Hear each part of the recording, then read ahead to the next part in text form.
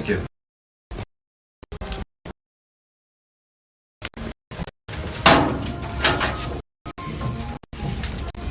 Come on, kid.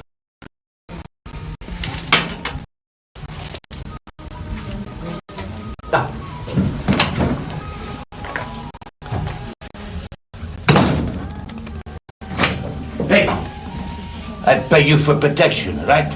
Yeah, that's right. And you're pretty good, they tell me, huh? Yeah, well, I do my best. No, listen, you must be some damn near genius. I mean, I'm gonna be sitting in there in the sauna, and you're gonna give me 100% protection sitting out there with the dames, eh? That's fantastic.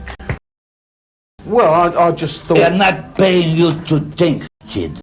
In the old days, they knock you off in the barber shop. Today, it's the sauna. Come on.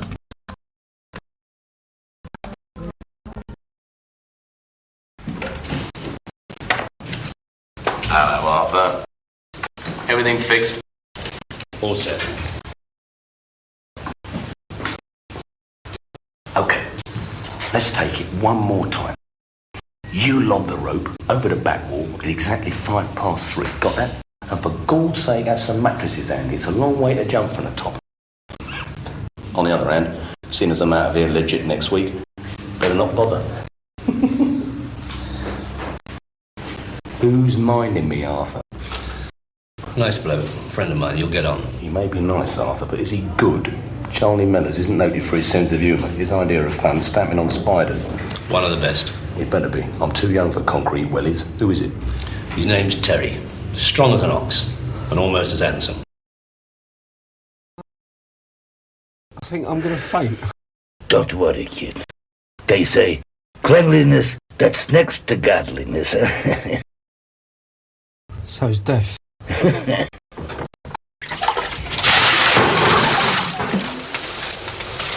God.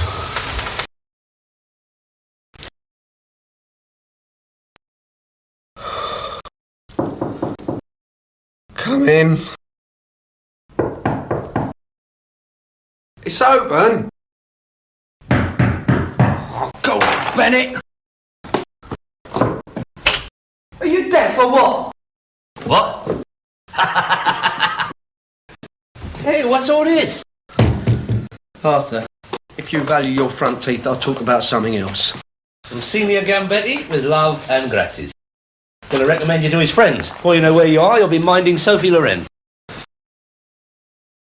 Listen, when you fixed me up with this maniac eye-tie, did you know that he was a sauna and massage freak? Get on. Yeah. For the last 7 days, I've been sweating cods in a steam oven, while a woman was trying to strangle me. Woman? Huh. She made King Kong look like Shirley Temple. Now, did you... Come on, own up. Did you know this? Yes or no? I did not know this, Terry. I swear I did. On my sainted mother's grave. Now, normally this would be okay for me, Arthur. But I happen to know that your old mum is alive and well and living in Frinton. Yeah, well, never mind that. I've got something else for you. Right up your street. For this, my son, you hardly need to get out of bed. Good. Great. Who is it? Chris Bonington? Cushy isn't in it.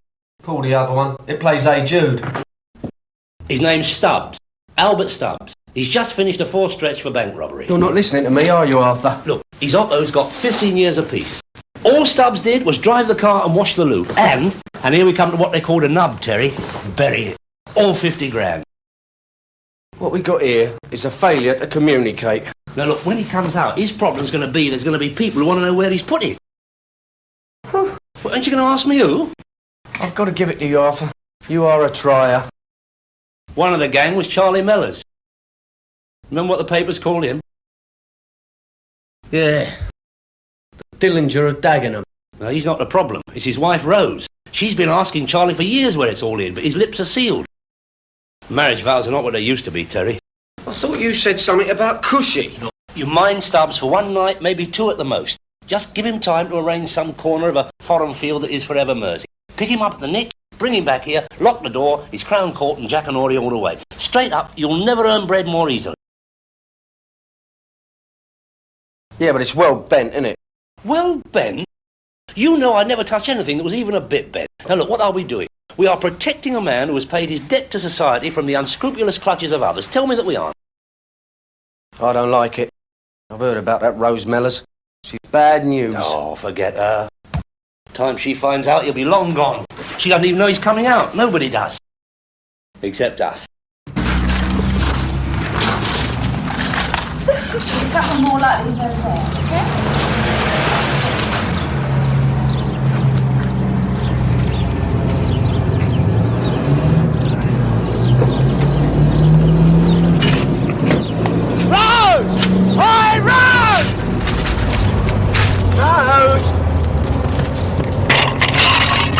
Rose! What is it, Jack? Guess what? You joined the Bolshoi Ballet. You what? What do I have to guess? Stubbs is coming out. You sure? Tomorrow. Here, I'll have that. Sorry.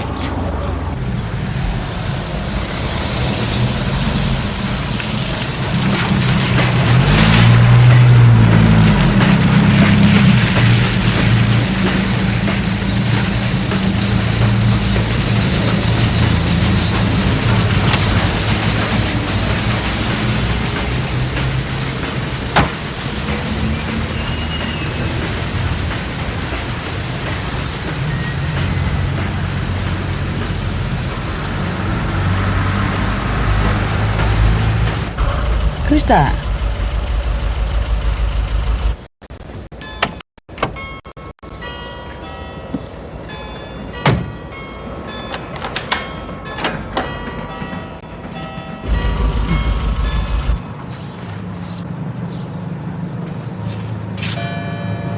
There he is. The hills are alive with a sound of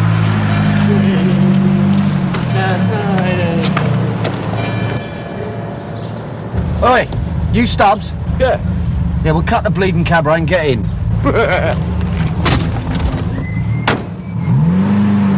Come on, Jack, we're going to lose him. What's it? Get a move on, Jack. Oh, shut up! I'm doing me best tonight! Look, you're losing him. Move it! You, Terry? I hope so, pal, for your sake.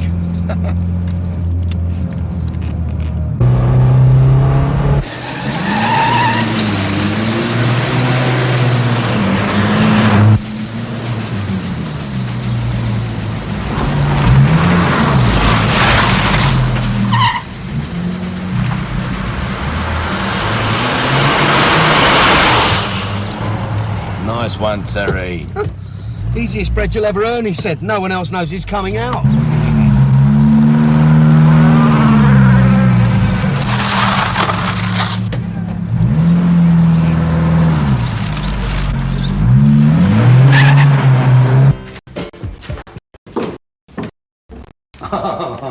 Tasty. Yeah, well, it's home. Yeah, Tom, Terry. got any booze? Booze? It's 9:15 in the morning. Not in Hawaii. What about a cup of tea? Listen, nearest thing I've had to a drink in the last 4 years is half a pint of aftershave the Christmas before last. Yeah, hold on.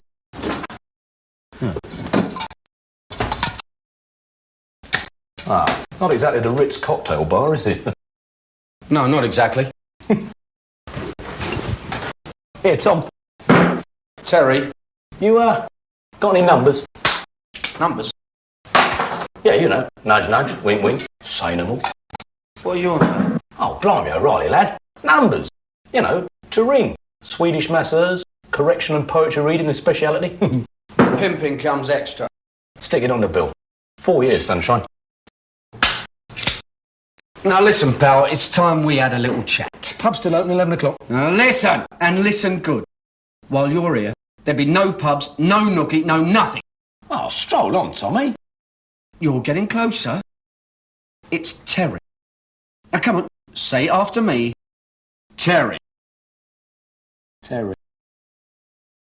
Better. I know nothing. Security. Oh, Triff. I get lumbered with Carruthers MI5. No. I'm just the silly sod who agreed to mind you. And for some daft reason, I take my job seriously. So while you're here, which I hope is for a very short time, you will stay inside and there'll be no visitors. Got that? Might as well have stayed in prison. Yeah, but you didn't, did you? 4 years is a long time. Eternity's longer, Sunbeam. And that's where you'll end up if Charlie Mellor's old woman gets her hands on you. Listen, Rose and me, we used to be like that. Oh, yeah. Who was on top? Listen, that was her this morning. Sure as guns are iron, and she'll try again. Don't that worry you? Quite right, sport. I'm in your hands. Whatever you want. Arthur said you're fixing up somewhere abroad. As soon as I dig up the letters, yeah. Yeah, well, I don't want to know about that, OK? I'm strictly a minder. As far as I'm concerned, I'm just here to see that you don't cut yourself while you're shaving.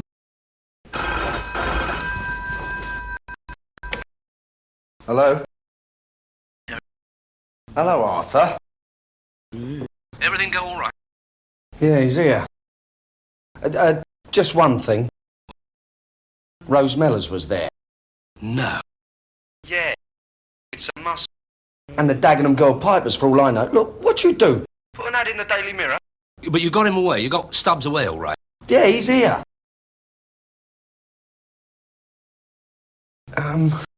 Arthur. Has he got all his marbles? Albert? Sure, why? Well, he don't seem too concerned, and people in his situation who ain't worried, well, they worry me. Ah, he's probably still a bit stir-crazy. All that freedom's gone to his head. Look, he's asking me for a bit of how's your father. Well, prison does that to a bloke, Terry. Don't it? No girls. He wants a lady. Well, I don't suppose it will kill him. Well, no, but... Yeah, carry on the good work. Must go now. Bye-bye. Oh, hold on, Arthur. Listen, mate,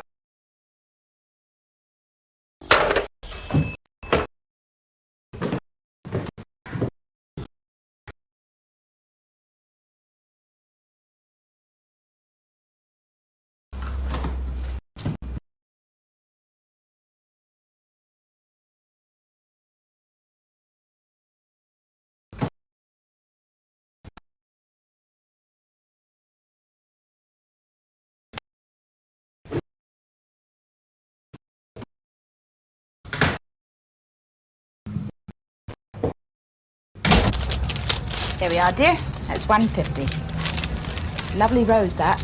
Peace. If that don't bring your fella back, he's not worth it.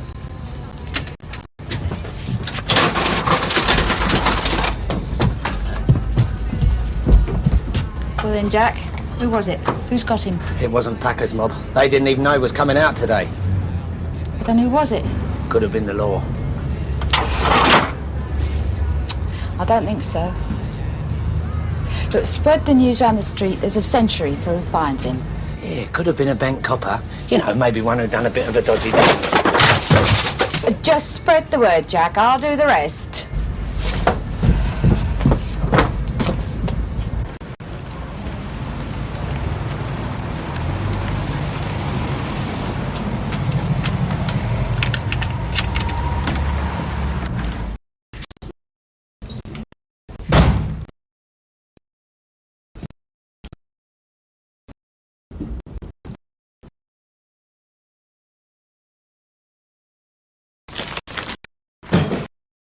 Oi! Stubbsy! Stubbs! No. To Charlie Mellors and Bernie Packer, two of the finest blokes it's been my privilege to know.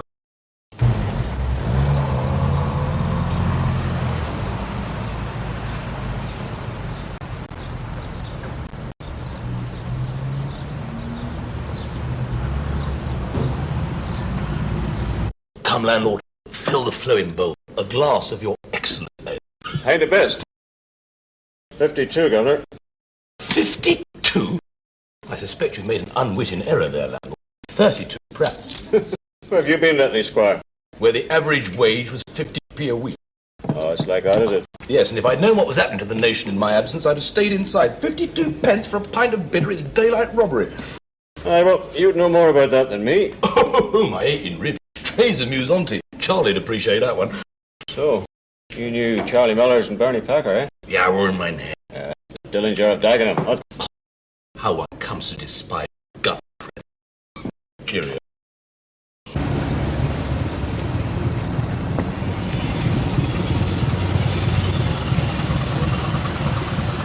You worked with them then? Only still with the best. That's my motto. Right. What's your game? Ah, landlord. Allow me to introduce my associate. Hiya, Terry. Who's your friend? May well ask. Come on your toes, we're going. Oh. So now, the end is near.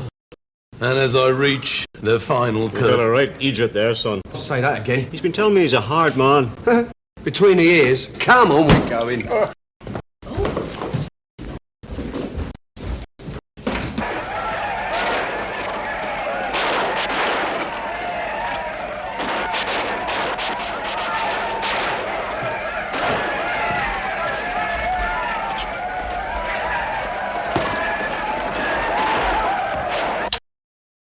Oi, what's up?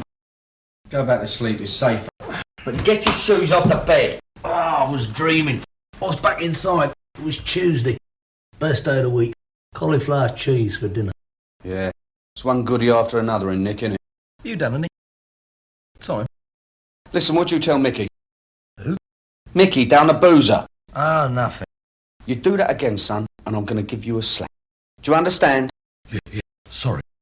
It's been a long time. Yeah, so you keep saying. Right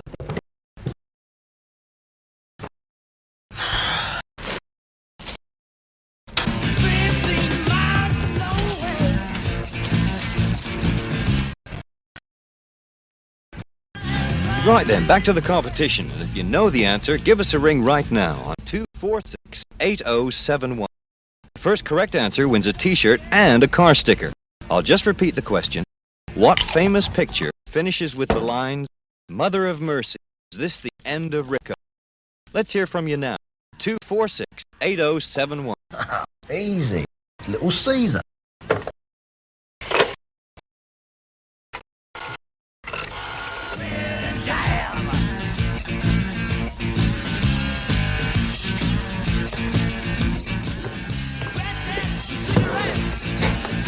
Help yourself. Oh, so.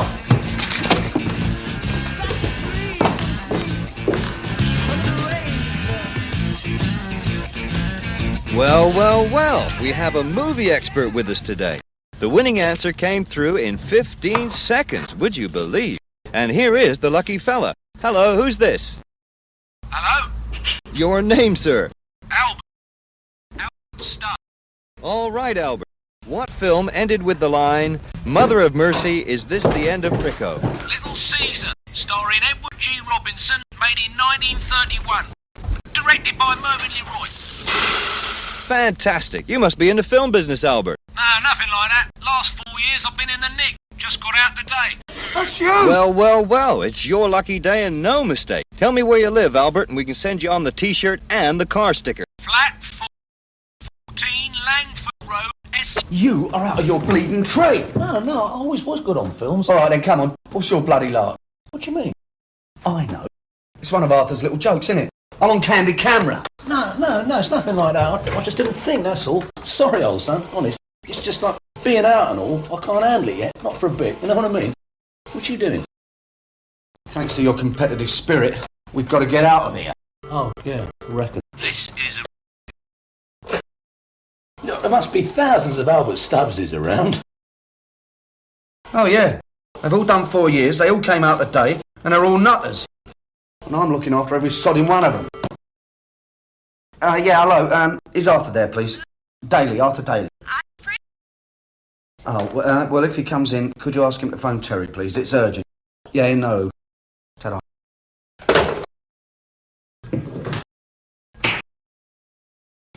All that cauliflower cheese has scrambled your brain.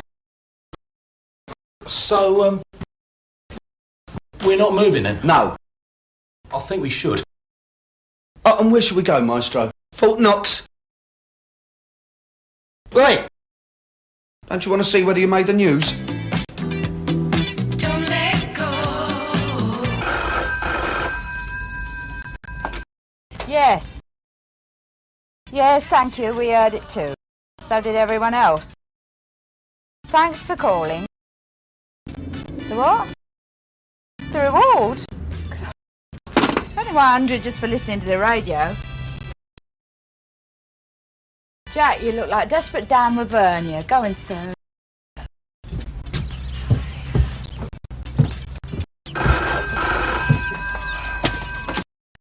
Hello. Yes, we heard it as well, thanks. Yeah, well... No, don't bother, we'll call you. Up yours too, darling. Oh, my God. It's all right, Jack, I'll serve the lady. I've got a job for you. Oh, quick. Oh.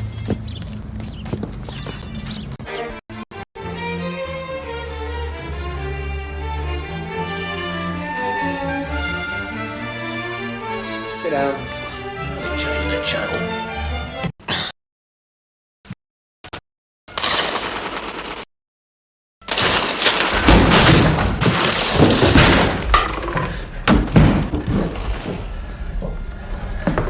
Ah, now that's not fair. I want him. No, you don't. Yes, I do. I'm sorry, pal, you can't have him. Out of my way, Doris. Now, you know the rules. I'm minding him. Now, if I was to let you have him, well, my reputation would be shot, wouldn't it? I wouldn't get a job anywhere, would I? You know that, don't you? Look, I can explain. Sod this for a game of soldiers. Where do you think you're going? Leave off, I've had enough. You've had enough, listen, son. Do you want some more? No, look, I can explain everything. Yeah.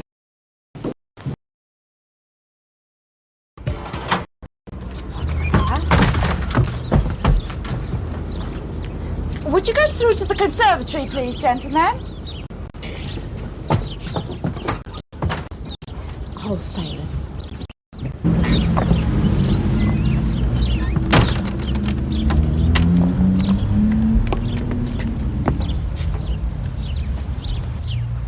What are you trying to do, ruin me? There you are. Here I am what? You what? Who's your girlfriend? Oh, leave all throws. It's Stubbs, isn't it? Oh, Jack. Look, I can explain everything. In other words, this ain't Stubbs. Not in other words, Jack. Those are the words. Who's this then? Martin Borman, for all I care. Now, beating me up won't help. You want money on it? Wait a minute, put him down a sec.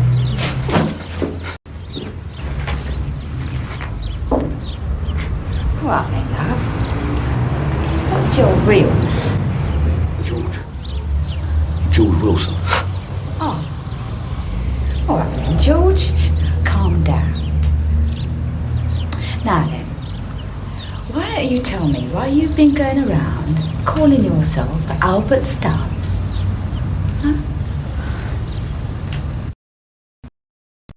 You'll wear that watch out, Albert. Can't we get started? It's still daylight. It won't be when we get there. Look, you've waited 4 years. Another 4 hours isn't going to hurt. Take your coat off. There's another one in the fridge.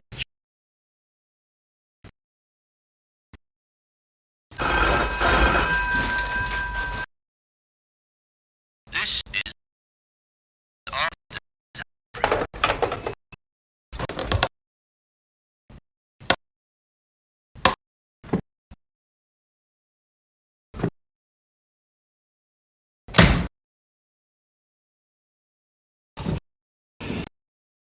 You can't wait to get back inside, can you, Albert? I've done my bird. They can't do you twice for the same job. The moment you touch that money, you're handling stolen property. You should have got a job in the library, my son. Boned up on the law. I knew a fellow once, did a wages snatch. Found a nice quiet field, shoved the take in a deep hole just before he was nabbed, just like you. Came back 5 years later to dig it up. And? Got done for obstruction. What? Where he buried it was now under the fast lane of the M4. I really need to hear that. Here's another fellow I knew. As a conversationalist, Arthur, you leave a lot to be desired. Just trying to pass the time. How's your mucker doing? No, don't worry about Terry. He knows his job.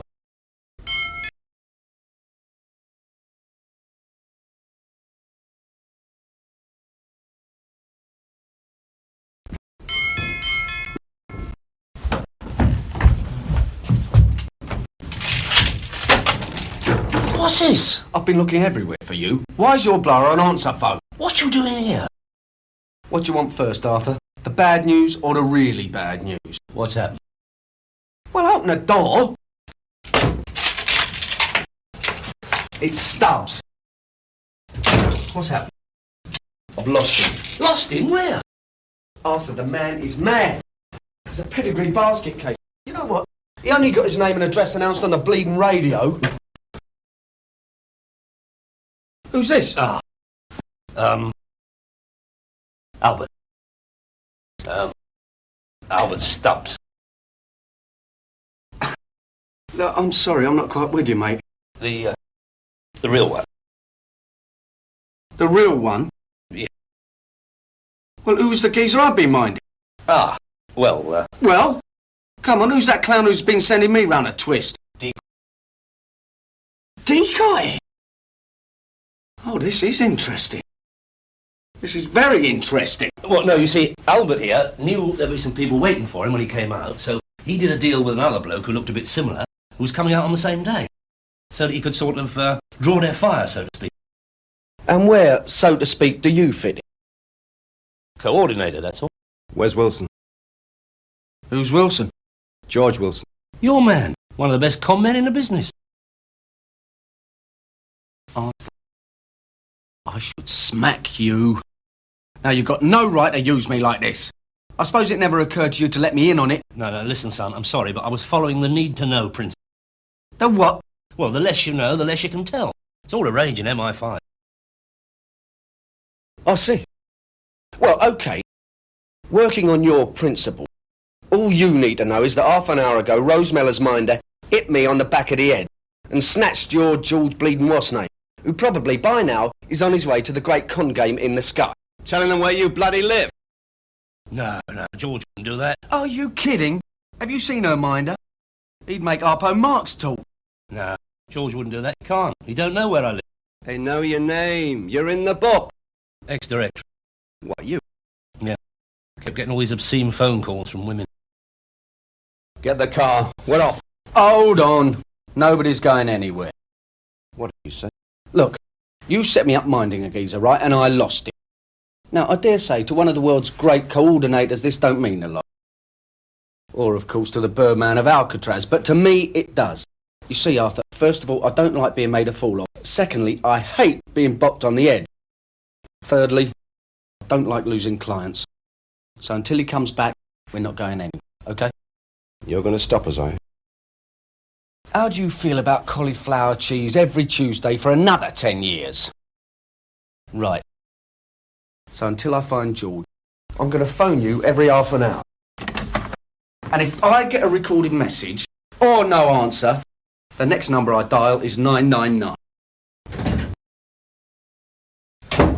Oh, dear. Is that all you can say? Oh, dear. I should have told him.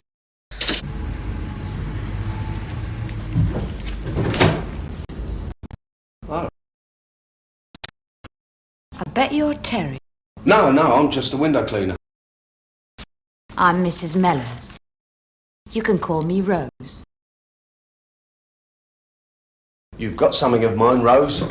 George is all right, don't worry. He and Jack are having a chat back at my place. That wasn't very nice, was it? I'll pay for it. Thank you. Just as soon as I collect what I'm due. I was just going to put the kettle on. You take the weight off your feet. You've had a busy day.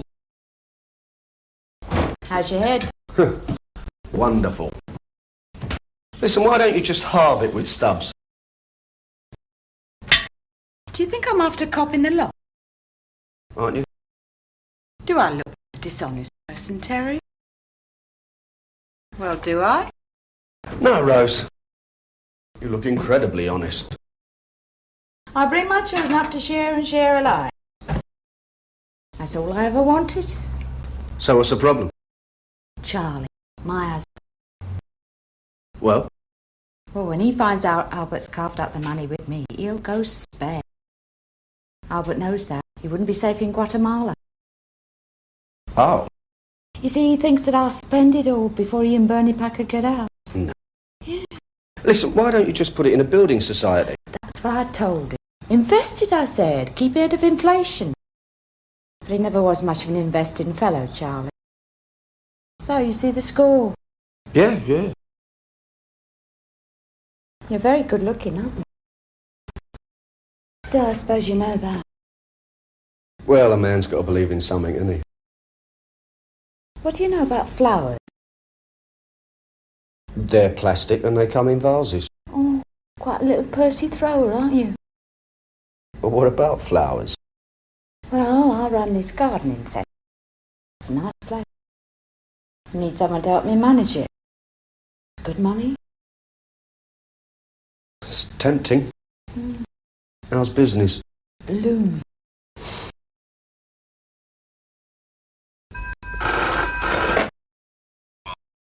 Yes, Terry, it's me. We're still here. How's it going? Hello? This bloke of yours. Terry? Yeah, what's he like? Salt of the earth. You know what I mean. Can you trust him? To do what? He could turn me into Rosie Miller just for the hell of it. She's got quite a persuasive manner when she wants. Nah. He wouldn't do that. Nah. Not Terry.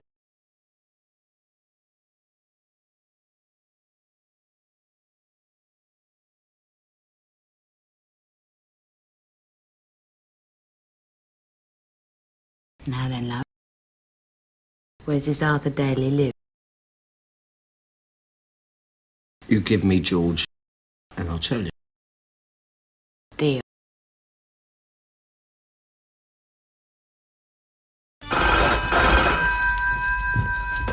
Hey, Terry, how long are we going to keep this up? Oh, look, just shut up and listen.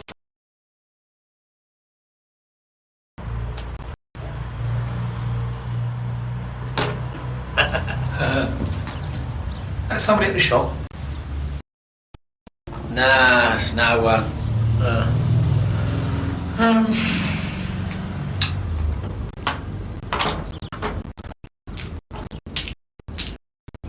How'd you do that? Oh, it's just a fluke. Come on, she'll go.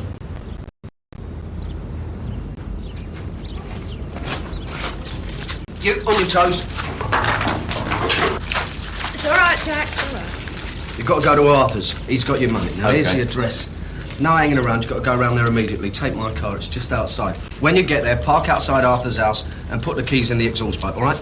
Now, go on, swing your up. We're just going to let him go like that. Now, you've got to be very quiet. You are? I'm very angry with you. You broke down my door. You hit me when I wasn't looking. Now, one of these days, you're going to go over the top and I'm going to have to teach you a lesson. I told you, love, I'll pay for all the damage. Rose, he's balmy. Now look, no more messing about. I'll get my side of the bargain. Yeah, that's true. But what about yours? Where's Albert? You gonna believe him, Rose? Oh, I always believe what fellas tell me. When I first met Charlie, he told me he was working in banking. Well, he was right after a fashion. Rose, I'm not going to tell you where Arthur lives. What? I'm going to take you there. That way, Tarzan. If I don't deliver, we can have some fun. All right? Oh, certainly. Round and around the bleeding houses. Yeah, well, it's not far now. You said that half hour ago. Here? Yeah, here. And then first left, and then first right. First left. That's this hand. You watch it. Look, Fittipaldi, why don't you just watch the road and drive? You wouldn't be having me on, would you, Terry? Where now? There, right. This could be the end of a beautiful friendship. We'll still have Paris, sweetheart. That's it. Just up here on the left. Thank you, James. This'll do nicely.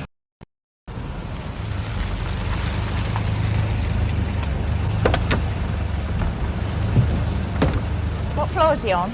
It's... Hold on. There they are. That's Arthur. And that's Albert. Are you sure this time? Yeah, that's him, no mistake. Where are they off to? I'll give you 2 guesses. I'll tell you what, Rose. If you were to follow them, I think all your troubles would be over. Oh, come on, Jack. Be careful.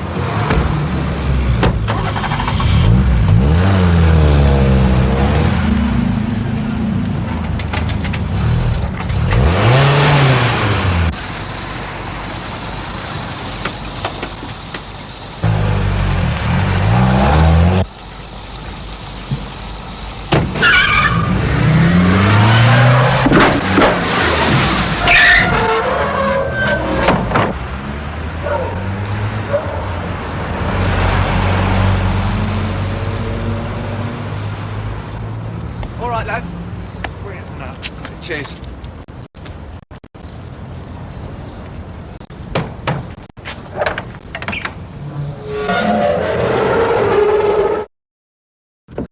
All right, Stubbsy, come on. The bogeyman's gone.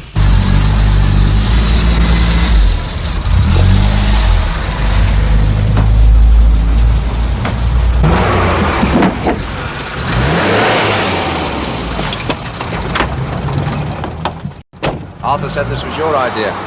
Yep, that's right. I'll tell you what, my decoy's better than yours.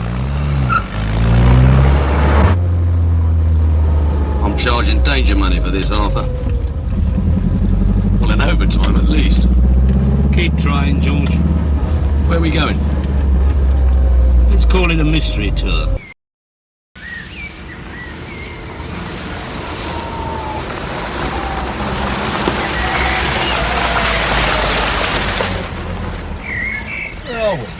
Waltham Green's down the road.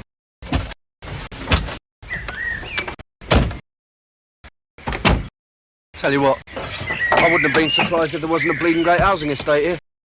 You and your mates have got a marvellous sense of humour. Come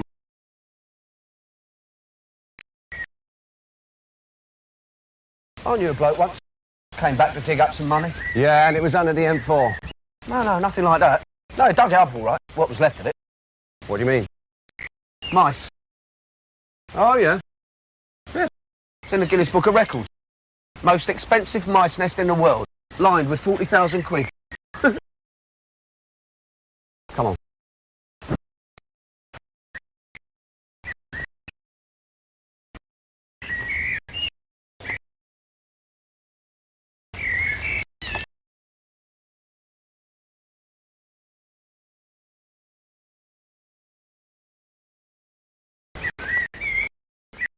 It's got to be it. Away you go then. We'll take it in turns, yeah? No way. I've stuck my neck out enough for you. Anyway, you need the exercise.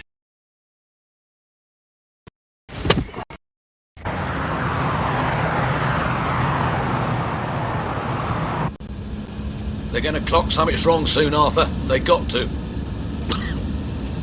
We're halfway to bleeding Luton.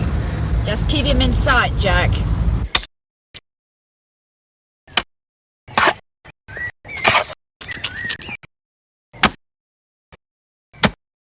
Why? Payday! Dude, why don't you send up a flare so everyone will know we're here? Come on, give us a hand! We'll open it at your place. Oh, yeah. Come on, grab hold!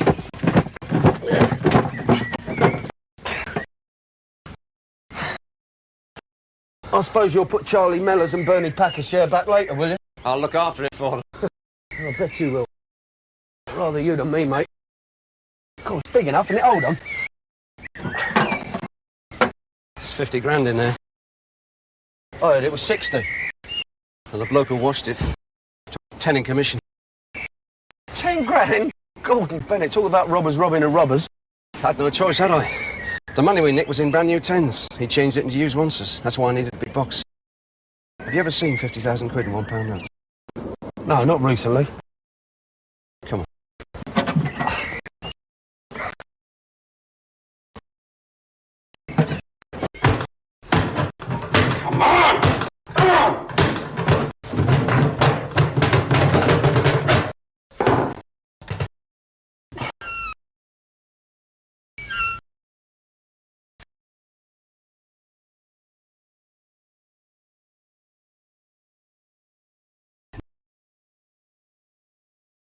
Be even lovelier when it's out of here. How am I going to shift it? You need a sack. Leave off, I look like bleeding Santa Claus. Well, that, as they say, pal, is your problem. But it leaves here fast. Right now, in fact. But what am I going to carry it in? We'll give you a hand, Albert. I've got to get that door mended. Anyone can walk in it. Oh, I should have your... How's that? Well, I mean, you've been here and all, with the money. Fantastic.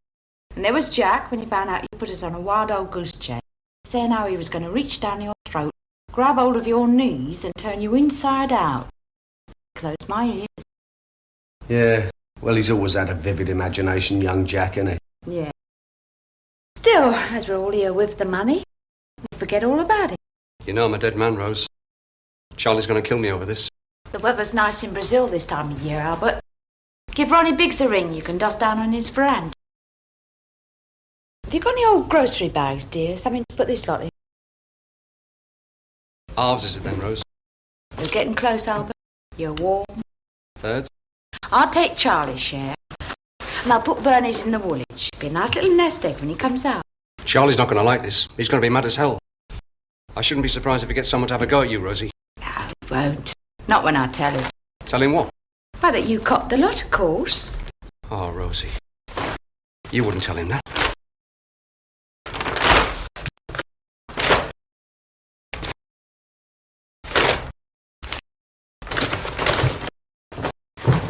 Terry, what's all this? Well, well. Old home week. Well, I'll say goodbye, everybody. Oh, anybody want any flowers or plants? I'll give 50% off for Fred. It's all right, Jack. No, Rose. What about me? Oh. Terry, I want you to know what happened this afternoon between us. The loveliest, most wonderful experience of my life. And I'll never...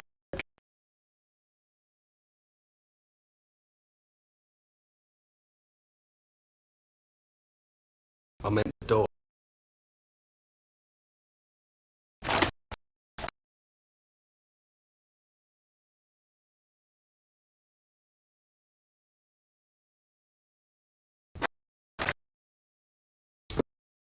You did.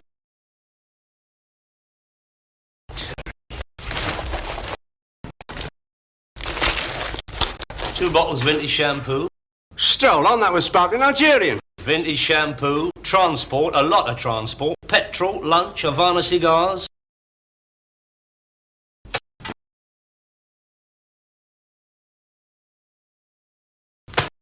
With you, Rose Mellors, and inflation, it was hardly worth it. Thank you. And groceries, petrol, 4 cans of Guinness, the big ones, half a dozen phone calls and a pot of tea, and 1 shovel.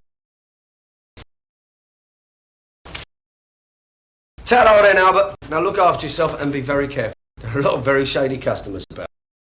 Time I've paid George, I'll be out of pocket on this one. Yeah, and bought a few pints. Come on, they're open. I don't know why I bother to help people. With no appreciation. No, it's like the man said, innit? You can't win them all. That's a bit of wisdom, that is, Arthur. Arthur! Still you're round?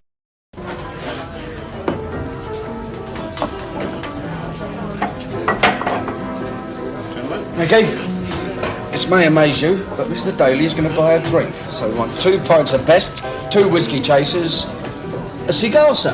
1 large vodka and slimline, 1 lager, finito. You've got the longest pockets and the shortest arms than I've ever seen. Yeah. Who's your eye, mate? Mate, leave it up. What was that all about, then?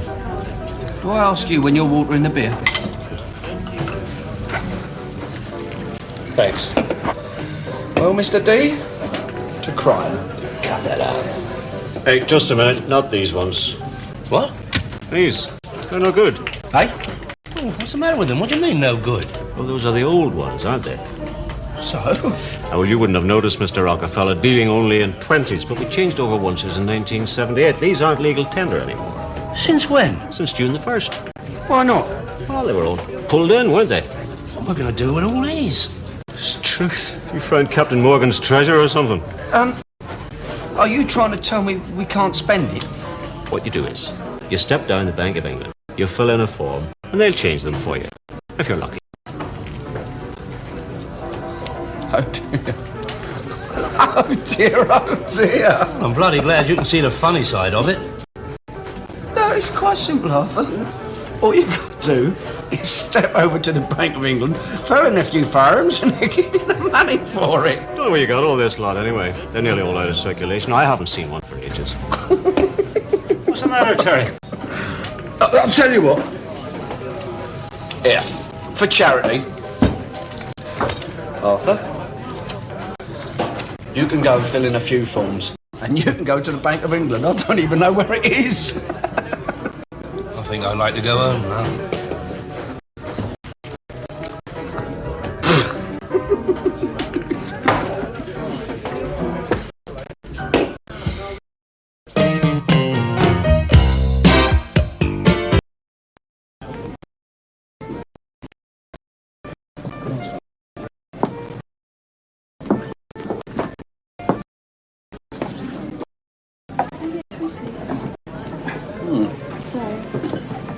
Not many of those at a pound, do you?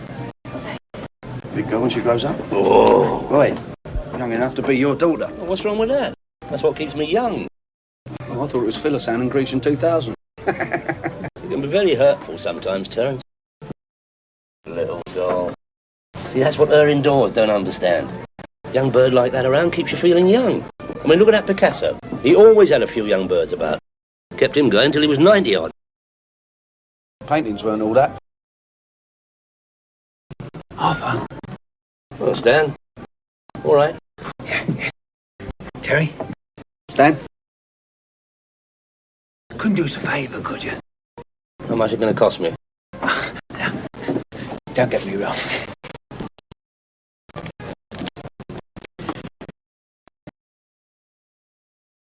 Do you think you could change it for me? Oh, you and Scotch Harry had a bit of a tickle. I know, just a bit of luck. It's a good one.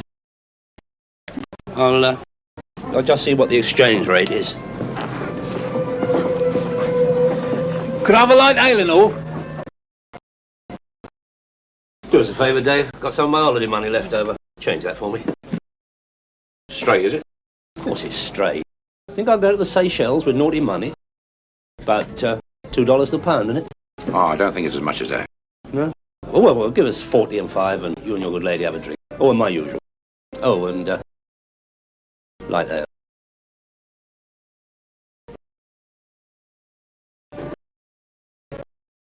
You all right? Yeah. You look a bit worried. Oh, no, I'm not. Honest.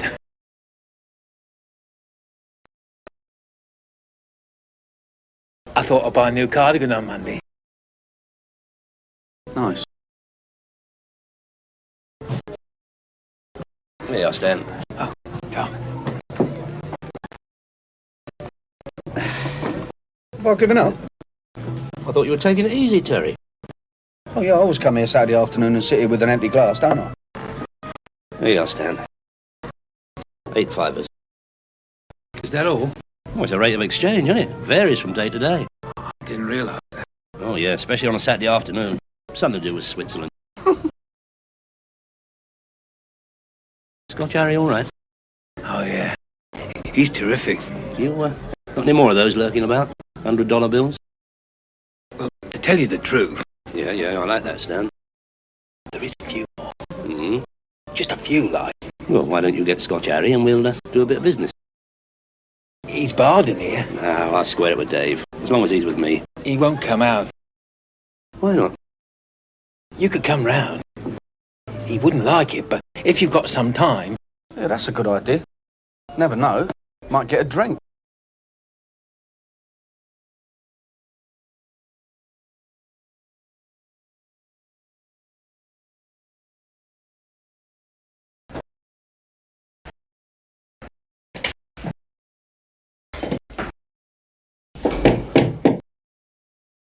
Me, Harry. Aye. Who have you got with you? Arthur and Terry. Just bring them for... Look, just open up, I'll explain. Did you get that carry out? 2 bottles of wine, cranberry, lemonade, some cans of lager. What are you two on? Half a change dollars. So what? You can change them anywhere. I don't need these guys. All right, that's fair enough. Come on, it ain't exactly trade of Vicks, is it? No, just a minute, Terry. I think Harry's got a problem. Drinking that, I'm not surprised. Oh, tell him, Harry, please. Now, where you go, you beggy jet? We're home and dry. Why did you bolt the door then? He picked the wrong guy's pocket. Give that up. Oxford Street, full of Arabs. You ever try to pick an Arab's pocket? All you end up with a handful of terroline sheeting. We was working the air terminal. All right, I'll tell them. It was all your fault anyway. Right. So we're working the air terminal.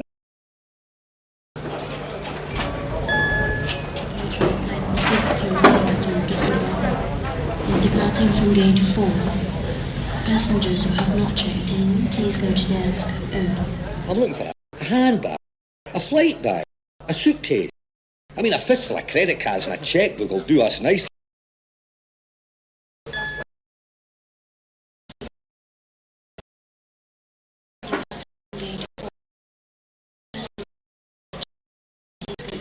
I'm plotting this young guy, right? The luggage looks good. And when this bird appears, he puts down the case. That looks really good. He's shouting the odds. Why is he late and all that? Me, I'm in there like Kenny Dalglish with an open goal.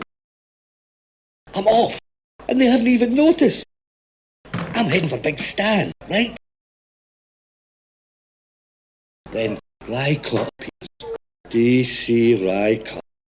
I thought he'd get kicked off the manor. I mean, that guy knows me better than my brother.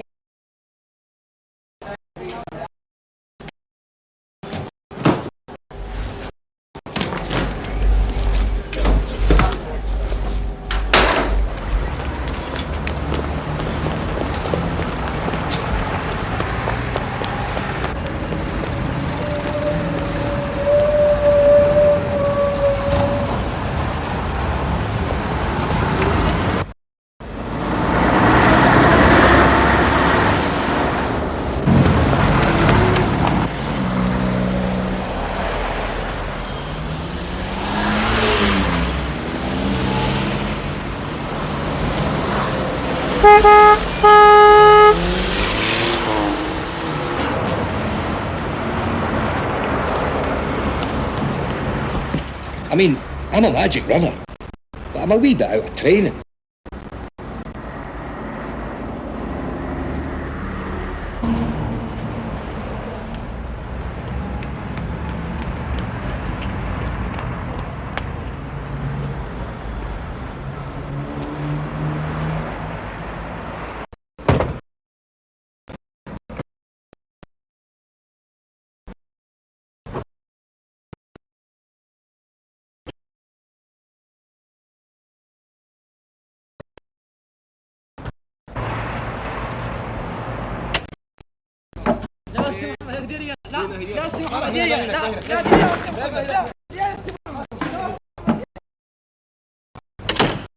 Fried chicken, chips, chocolate, trifle. I could have had a 4-course dinner if I hadn't been so knackered. See some of their restaurants. They ought to be nicked. Big Stan to take my good suit to the cleaners. Well, what's your worry then? You got a result, didn't you? Maybe aye, maybe no. Why not? Well, how come Rycott's not been round here looking for me? How come you're still here waiting for? Ah. So you nicked a fella's. You think Rycott's going to give up your Saturday off just for that? Why not? You'd give up your Saturday off for this. Get up.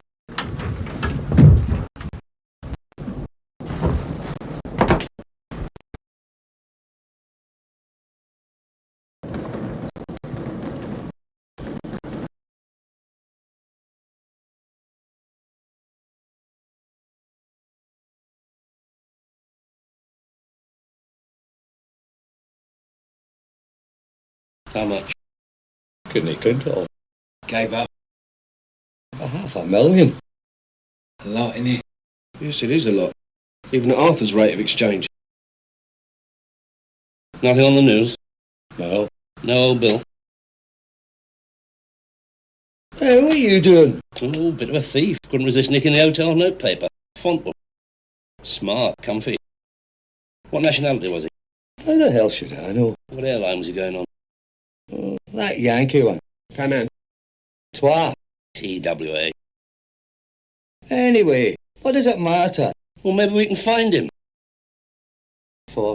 What for? Because you're going to have to hand it back, aren't you? Are you kidding? Not all of it, Harry. Obviously there'll be some disbursements involved. Right? Commission, expensive. Mainly for you and Stan.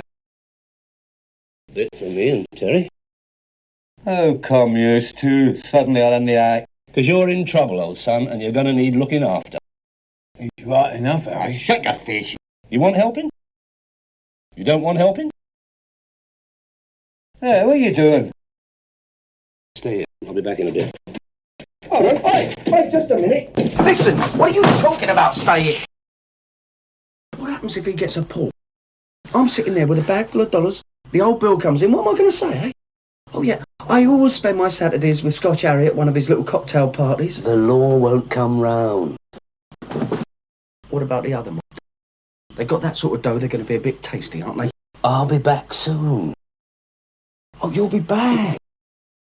Oh, that's all right then. That's really put my mind at rest, hasn't it? We're earning, Terry. With something like this, we've got to be earning.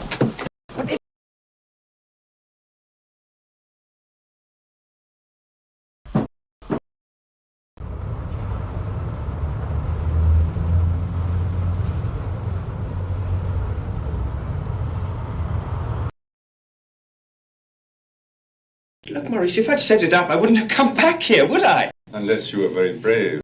Isn't that so, Eric? Or incredibly stupid. Look, I may... Listen, Brian.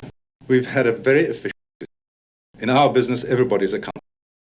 You to me, I to certain people in France, they to certain people in Germany. We go through England because English people going abroad are never searched by their customs. We have a very good arrangement at Munich Airport with the unloading. $500,000 lost. In my position, would you believe your story? The man grabbed the bag and ran. You are simply a pretty appendage to Brian. Your job is to look like an attractive secretary going abroad with your boss or boyfriend. Please don't interrupt again. Brian, you've drawn attention to yourself. And in our business, that's a very serious. I'm sorry. I think you've got an ally. Who? Well, this Detective Constable Rycott. He knows the guy who snatched the bag. Now he also knows you. Well, he knows my name, but not my address. Okay, he knows I've got something. But if the price is right, that's for us. It didn't occur to you that he might be selling you. Well, of course it did. What else? Harry, will you get...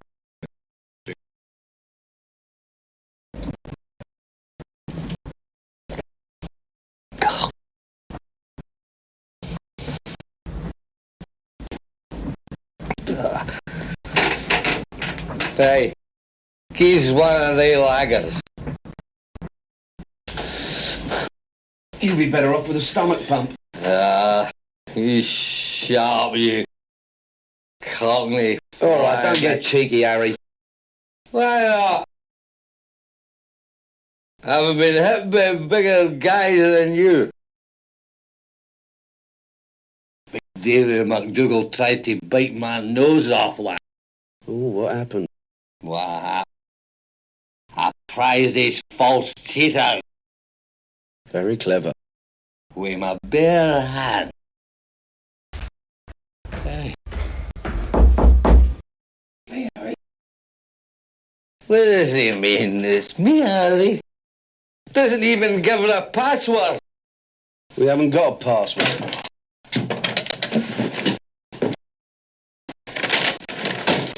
Got some of them kebabs. I hate kebabs. I told you I wanted a chicken supper. Place open all they have. You never do anything right. Listen, you Scotch ponce. If you don't like kebabs, you could be eating Ken of me. Hey, Take it easy, shall I? Take it easy. I only meant kebab wasn't always my first choice. What would we having? The Ulster at that? Yeah.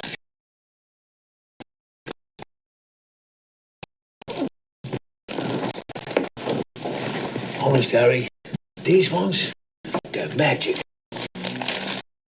Any luck they'll make him disappear. Why are you so sure of this Rycroft? No. We sparred around for a little while. I suppose you could see I was pretty shaken up. I gave him a tale about company records and rewards.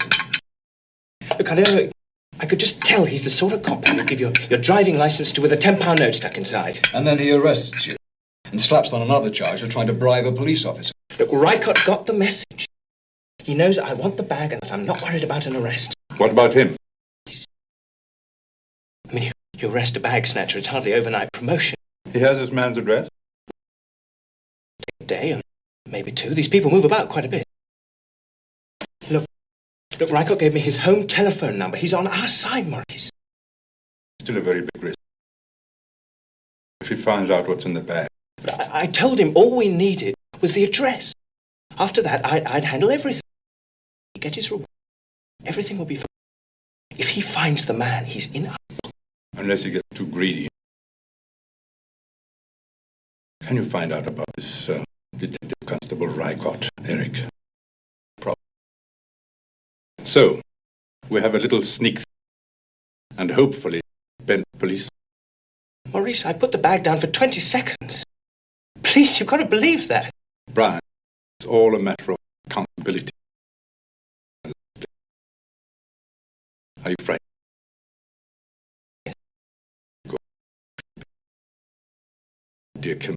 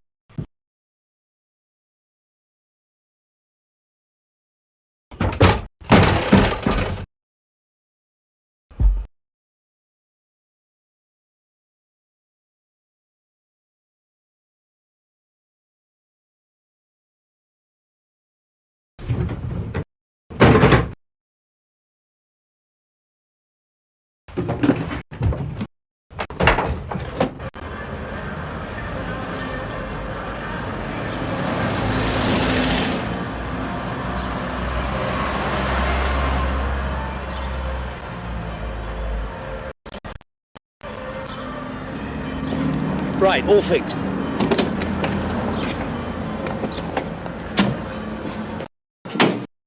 Not much of a hotel, is it? What do you expect? The top floor of the Dorchester? I've taken care of everything. Nobody's to know you're here. I've told the geezer you're 3 oil men down from Aberdeen. Terry, nobody goes out. Yeah, okay. Remember, you're all incognito. See you soon. Hello, Terry. What you doing here? Incognito. I think we got the penthouse suite booked. Oh, yeah. It's Scotch Harry, isn't it? Haven't seen you in years, Harry. I'm no Scotch Harry. I'm his brother. Oh, yeah. Got it, right. Now, sign in, lads, and the first night's in advance. I thought it'd all been taken care of. Well, it ain't, and I've got to have a deposit. Do you take credit cards? No offence meant, but not from you, Harry. Look, I told you. You're mixing me up with my brother. Oh, sorry about that. Now, it's still £7 a night each in advance. What's the room service like? Just across the street. Coach 191 to Rotterdam is departing from gate 10. Good morning, sir. Good morning, sweetheart. I wonder if you could do me a little favour. A fella lost a bag here yesterday, and a friend of mine found it and would... Pardon me, sir. It's a matter for our security people. I don't know, no, sweetheart. See, I want to do him a favour. See, my friend thinks there might be a small reward. It's a matter for our security man, and unfortunately he's not on duty at the moment. Ah, well, there you are, sweetheart. See, he's got the address. All he needs is a name. It's not a crime just to give me the name, is it? It was on the Munich flight, wasn't it? That's right. It was doing a Neville Chamberlain. I beg your pardon? Never mind. He was, Mr. Brian Ashton. And he didn't take his flight? No. Thanks very much, sweetheart. You're doing a very good public relations job here. Don't suppose you ever get up to White City Saturday nights, do you? No, don't.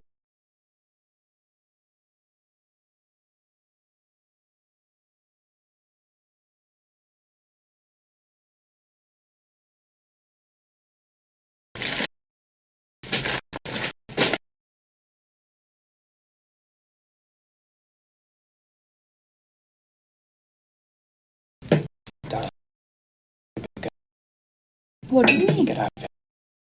Why? They don't believe us. Look, the police guy's looking for the thief. And if he doesn't... Anything Bonner's going to believe if he sees the money sitting in front of him. Even then we're out of a job. They've screwed it up. We don't believe in accidents. Should have stayed selling insurance.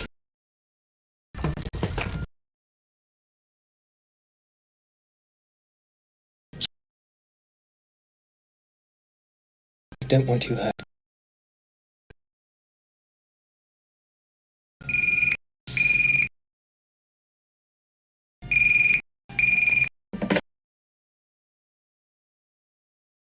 Hello? Who wants to know? Yes. Yes, this is Brian Ashton speaking. When? Yes, okay. Yes. Yes, I'm sure we have a little business to discuss.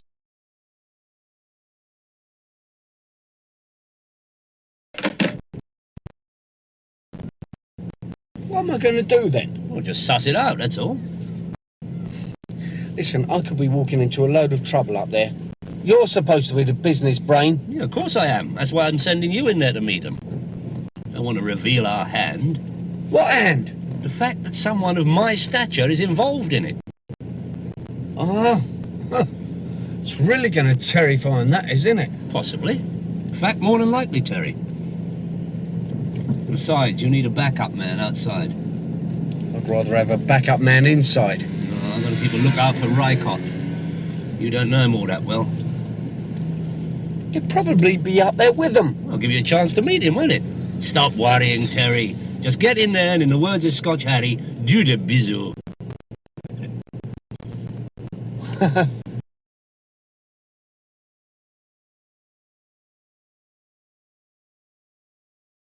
How much change have you got left? About 15 quid. Right, give us it. For? Because it's my money. What do you want it for? To get a carry out. I'll get it. Hey, listen. Do you not think I can cross the bloody street? Arthur and Terry said not to go out. So what? You're forgetting who nicked that case. I'm the guy that did the bizzle, okay? I'm the one that should be giving the orders, not them two. Right, give us the money. Oh, look, Harry. And never mind look. I only want to cross the street. A couple of bottles. Breath of fresh air. With all this dough at stake, is it likely I'd do anything stupid? I mean, who organises everything for us two? It's me, right? I mean, I look after you more than you look after me, don't I? Best pal. Of course, well, just give me a tenner. I'll go and get a couple of bottles. Breath of air. How would you like to get you some crisp? Nice. Some of them cheese ones. Barbecue bacon. Yeah. I like the cheese ones myself. I'll get the big bags, right? Be good, that would. Right.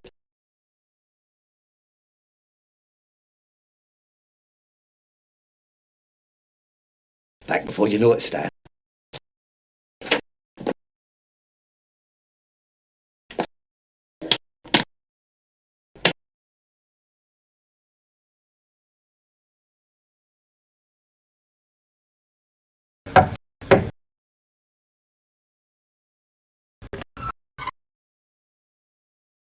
All alone, or Oh, yeah, yeah.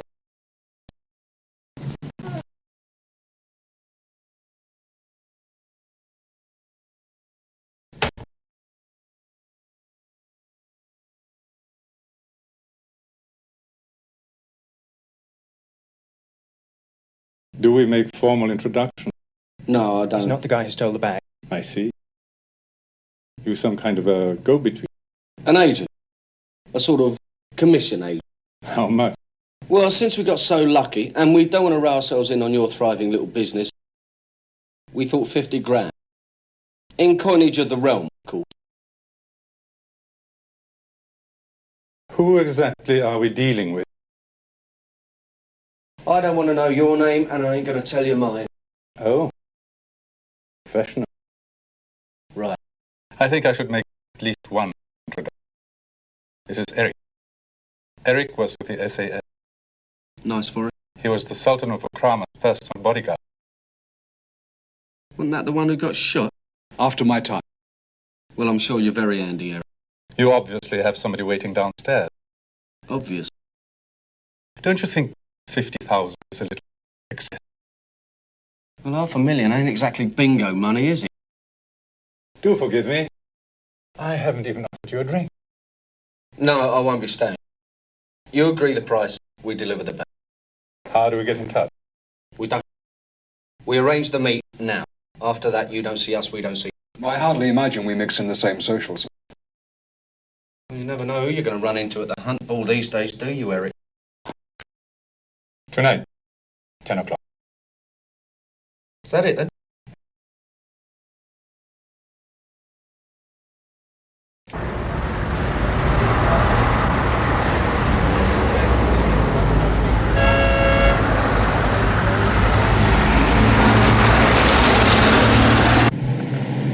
That's surprising, really. Good as gold. Very trusting. Yeah? I don't know they were all that trusting. Hey? Don't look round.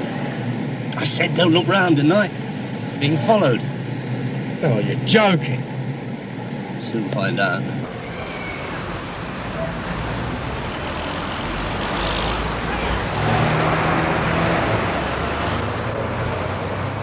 Following and not all that well. Yeah, that'd be the bold Eric. Funny, really. I thought he'd drop on us by parachute.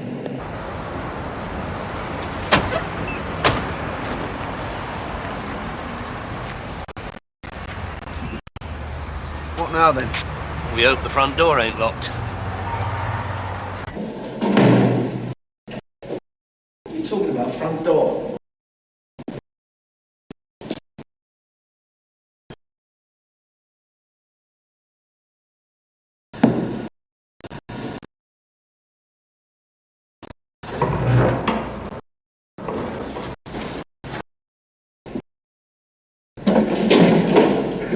What are you doing? Looking for an address.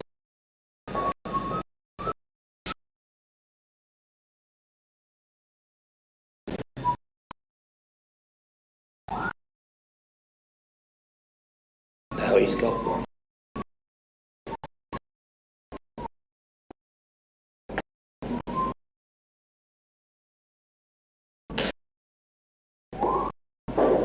Highly trained killer.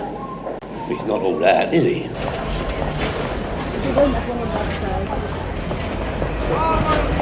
Lovely mushroom, lovely fair. Fair.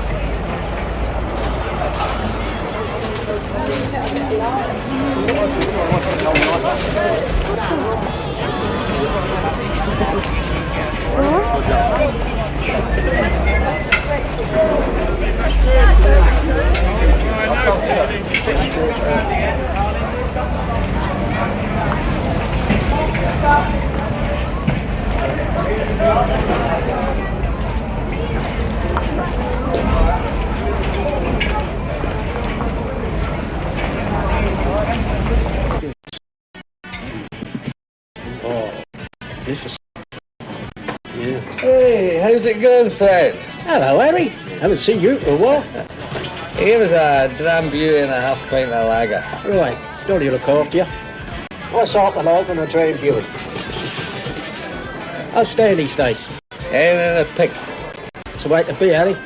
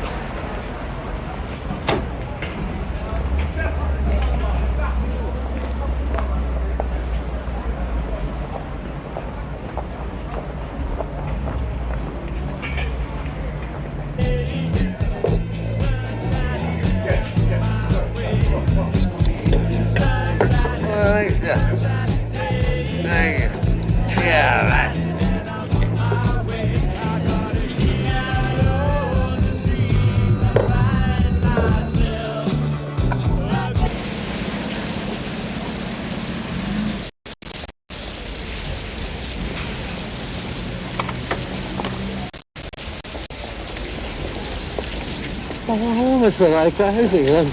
Get in the car, Harry. Out of the rain.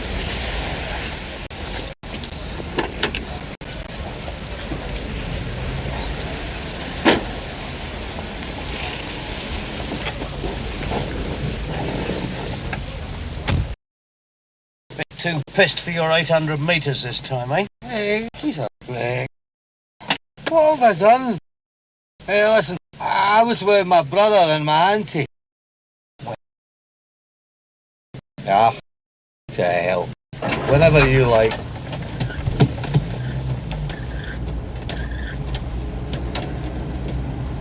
I thought you were still over in E Division, Mr. Rycott. Yeah? Well, I served my time, Harry, just like you. 6 years back as a wooden top. Very sweaty in the summer, those uniforms. Oh, sorry to hear that, Mr. Rycott. I mean, you suit the plain clothes better. Oh, you were always a nice dresser, Mr. Rycott. I got a shock of my life when I saw you at that air terminal. 15 years and still a bloody detective constable. You deserve better, so you do, Mr. Rycott. Not you, Harry. Ah, I just scrape by, you know what I mean? Well, that's what I'm doing, Harry, just scraping by. You could have been an inspector by now, except for that wee bit of trouble, Mr. Rycott. Good copper, Harry. One of the best. I mean, see, for guys like me, you were always bad news, if you don't mind me saying that. Screwed up my pension. See, some people, no appreciation. Hey, Mr. Rycott, we just passed the nick. Yeah? Hey, what's occurring? Well, you can't be doing with getting nicked again, can you, Harry? Where are we going? We're going to do ourselves a favour. You see, I don't get any pleasure out of putting away guys like you. It's not nicking people that counts, is it? Rehabilitation, that's the approach these days, Harry. I thought rehabilitation was learning your trade or sending you a probation officer. Yeah, well, they are a bit like that, these people. Do-gooders. You do a good deal, you'll be all right. Yeah. Listen, I want out of here. Shut up. Don't think of it, Harry. Broken legs, attempting to escape from police custody, damage to my motor. Good judge would stick 12 months on top for that. Aye, right. Okay if I have a wee drink, Mr. Rycott. Why not?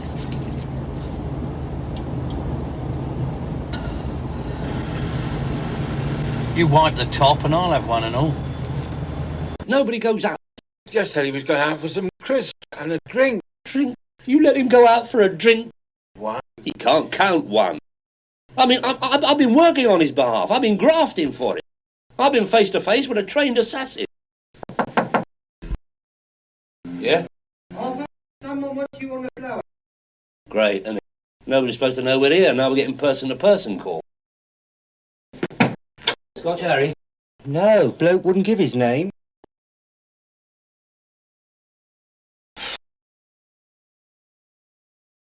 Sorry, Terry.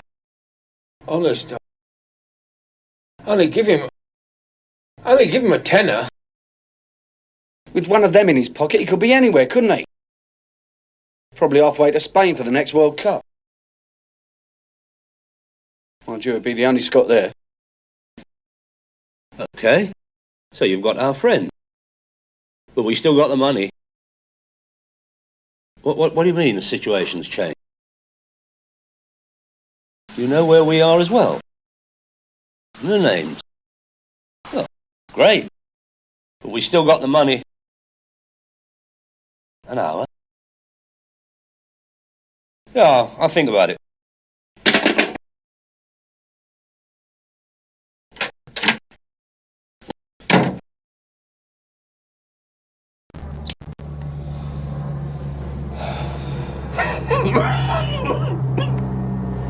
I don't usually inhale these. Scott Harry's just signed in at the Fontwell. Hey? He's staying the night and we probably won't see him again. So what do we do? So, you've got to make a choice, Stan. Friendship or dollars. He's my best pal. Terry.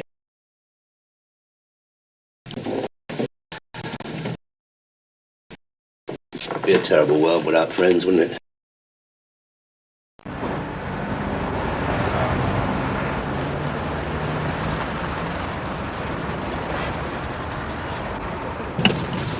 Hold on.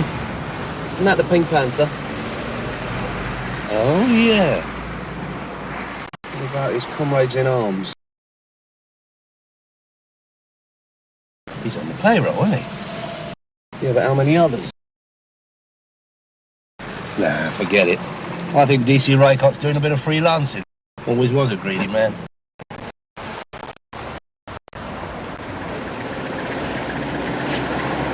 Hello, Mr. Rycott. Hello, lads. Long way up your manor, aren't you? I'm just waiting for a friend of mine. Hope you're not going to nick him. You haven't got a hidden microphone in there, have you, Arthur? I can't believe you try and fit up an hard-working DC. Not my style. Good. Have a nice meeting, lads.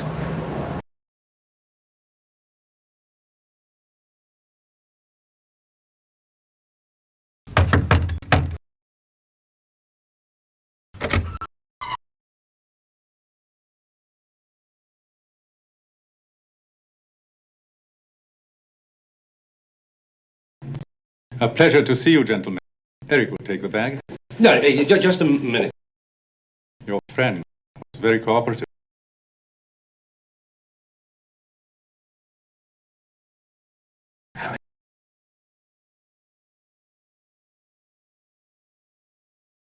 I did tell you that Eric was a skilled man. Oh, hey, fellas, I'm sorry. What could I do? That big guy fairly did the visit on me. You didn't have to do that. We had to have names. He's only a little guy. But suddenly he was mixing with big guys. There is an old myth. The bigger they are, the harder they fall. Don't believe that, Mr. Daly. Small people, they disappear. Nobody even cares. You drop them in the river and they don't even leave a ripple. We're getting to the hospital, Larry. I think so. £500, and you're lucky, Mr. Daly. Wait a minute. No argument, no threat. Mistakenly, you involved yourself with a very big organization. You caused us an inconvenience, but business was merely interrupted. In half an hour, we can have disappeared. So take your friend, go, and forget. He's my pal.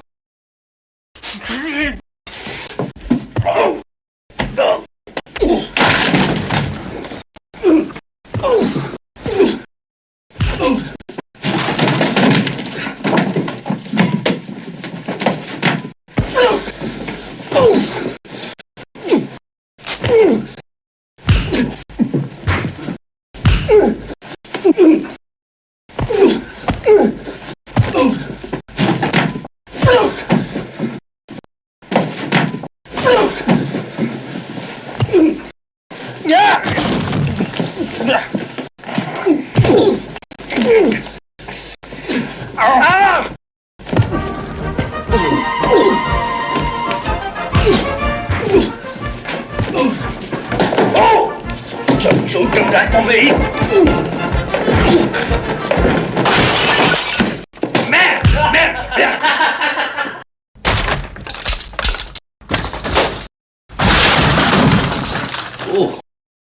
as you said, my friend, the smaller they are.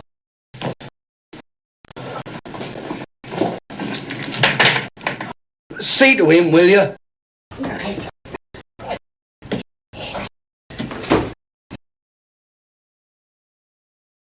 Hey, give a kick at that. Just one kick, eh? Oh, Mommy, Daddy, my toe. Oh.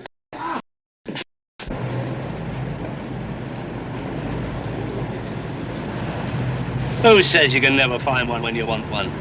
Now, I've never grassed on anyone in my life, Mr. Rycott. But there's a little team up in room 1720 of very nasty people.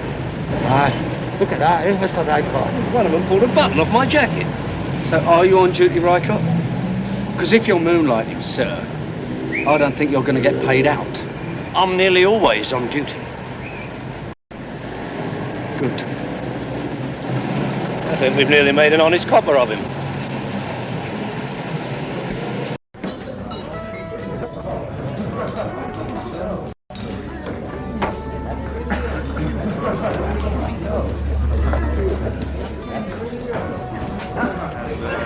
Either.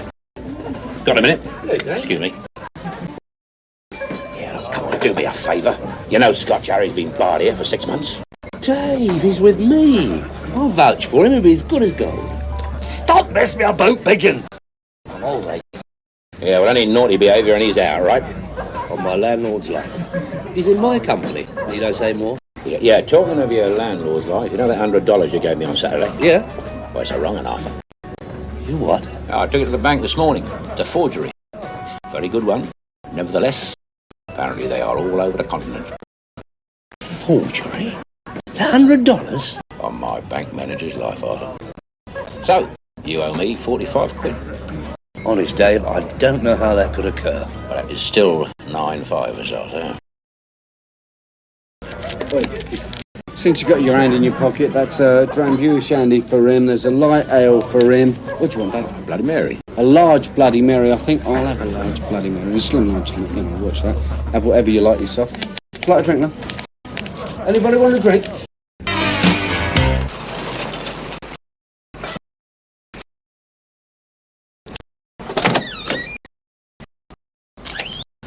Hello, Arthur.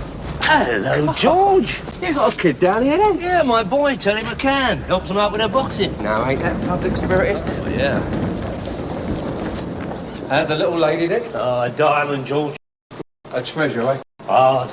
Like flint.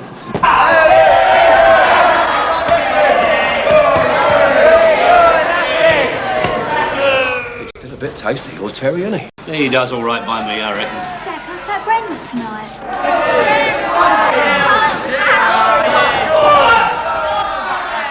They say you don't mind subletting him. Is that right? Depends on the price, George. And the job. Nothing dodgy. Well, I'll put you onto something not strictly kosher. Come on. Dad, can I? Look, shut it, Anthea. What's the score then? There's a couple of punters use my place in South Kent. They need a bit of muscle. Now, the money's good, and I'll make them eat it. Why not? Make him have it, Terry. Go on, give him the old MEW. Arthur? Now, what exactly are you gentlemen looking for? It's not easy to describe the sort of person we need. Essentially, Mr. Daly, we're seeking a man who looks, you know, a bit... tasty, but not too... not so much as to frighten. Sounds like my Terry. What's the job? Oh, simply to reassure a visiting client. Look after him. Discourage anyone taking advantage. We wouldn't want him with any kind of, you know... A shooter. Terry never packs one. We're strictly legitimate. George knows that. Then I think we can do business. So where'd you hear about this? George Lewis down the youth club, picking up his kid. Saw you boxing, reckoned he'd get you a job for a couple of days. Who's George Lewis when he's at home? He owns an escort agency. A club in South Kent. You know, discotheque and supper. A couple of tables upstairs, some girls. What, is it all who raise and Arabs? Roughly 126. I've arranged an interview for you. An interview? What's he want, a minder or a bleeding brain surgeon? Here you are. 2 o'clock at that address. Yeah, all right. Bit dodgy, though, isn't it? And wouldn't you think they could hire some proper muscle? Or maybe they don't know their way around. Yeah, but maybe they do. Cheers. Cheers.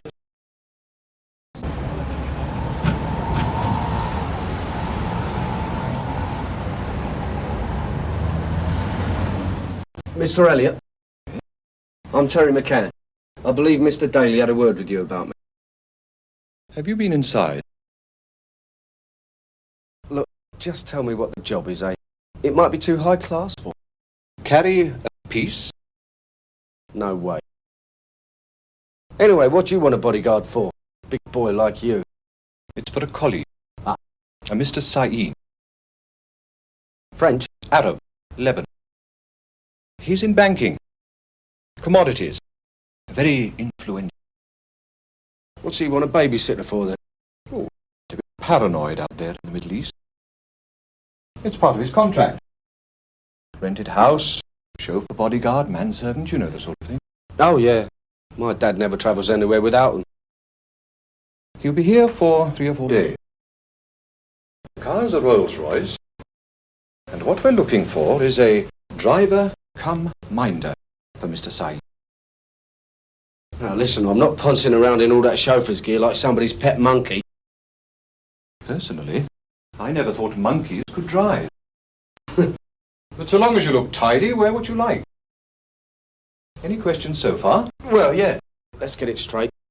Is anybody liable to have a go at this Mr. Sain? Good Lord, no.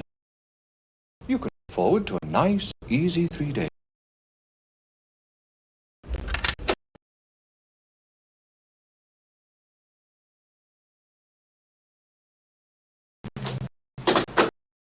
Clock stopped. Don't worry, the manservant will wind it. Manservant? Yeah. Mr. Sain will need somebody to run down. Listen, if I'm going to look after this geezer, I ought to be there when you choose this manservant. Check him out. I mean, we don't want a tea leaf about, do we? There's no need to worry, Terry. Your Mr. Daly is providing the manservant, so he's bound to be okay. Now, where shall we start? Yeah, well, we want to check all the locks, doors, windows, that sort of thing. All the light switches, creaking boards, anything that might put us in lumber if somebody has a go at us.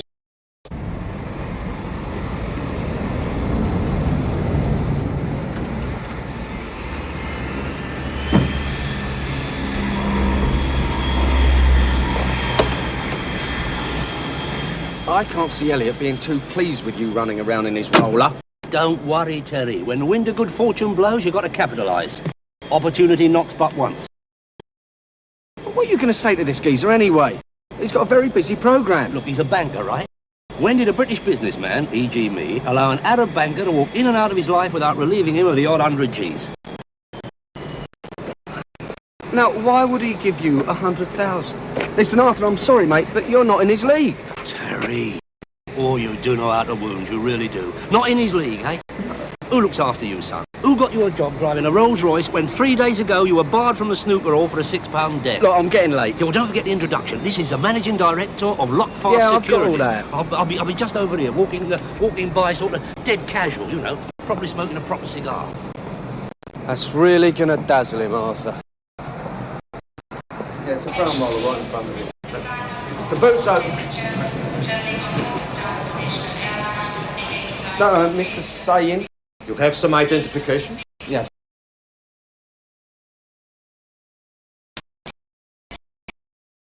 You work for Mr. Sardi? No, Mr. Elliot. On a contract. A contract? I hope not. Oh, it's a contract, yes. The car's this way, sir.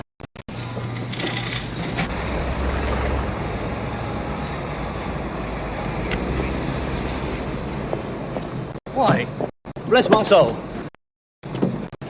Oh, yeah, Mr. Sain, this is Arthur Daly, Managing Director of... Sorry, mate. Who on earth is that?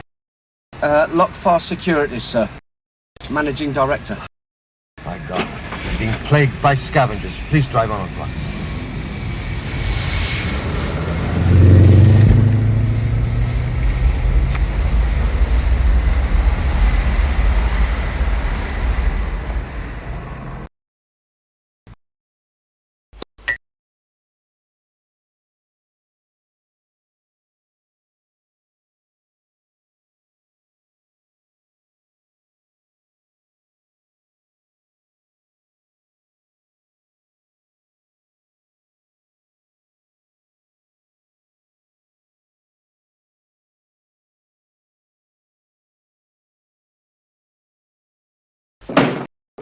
Steady, boyo!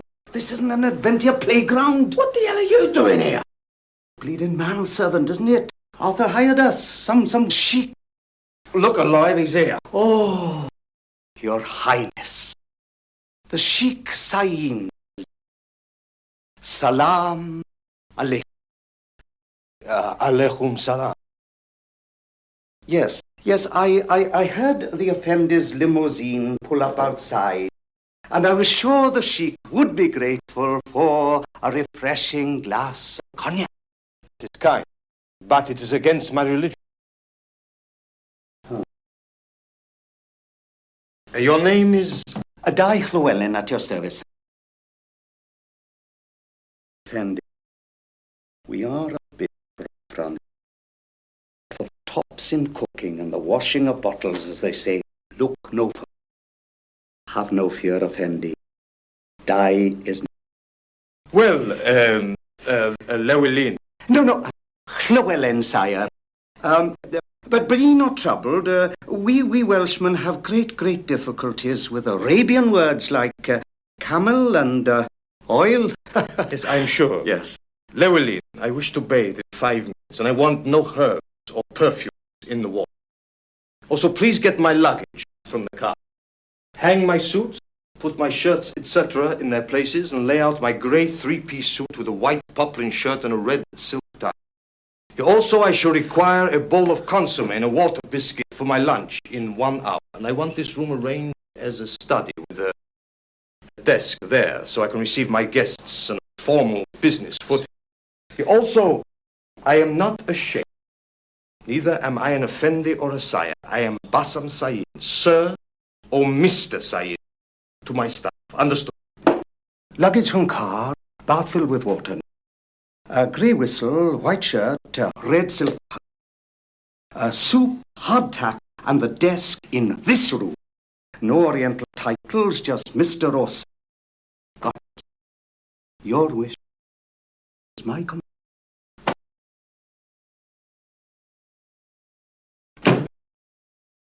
Where in the name of Allah did he come? Must be the agency.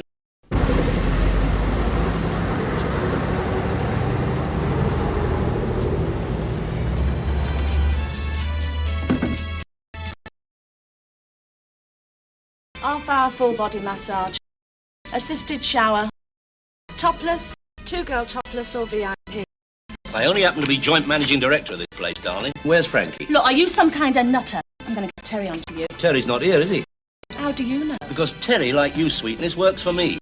Where is she? Hi, doll. Come to inspect the investment. Francis, at the risk of industrial action, will you ask this young lady to smile at the customers and make the service we offer sound less like a sentence of transportation to Newgate sizes? You heard the man. Be kind to the... Right, Mr. We got this rich Arab up West Kent. Big house, waterable bank. Come in. Can I have a word, please? Of course. What can I do for you? Something you said in the car. You asked me if I was carrying a gun. Oh. No. Is there something I ought to know, Mr. Saeed? No, nothing at all. I have some delicate negotiations going on back in my country. I'm sorry if I seem real. You can always keep in contact by phone. My presence is needed to avert complications. Yeah, well, give me the simple life every time. You know politics. What was it Byron said? Politics? I thought you were in banking.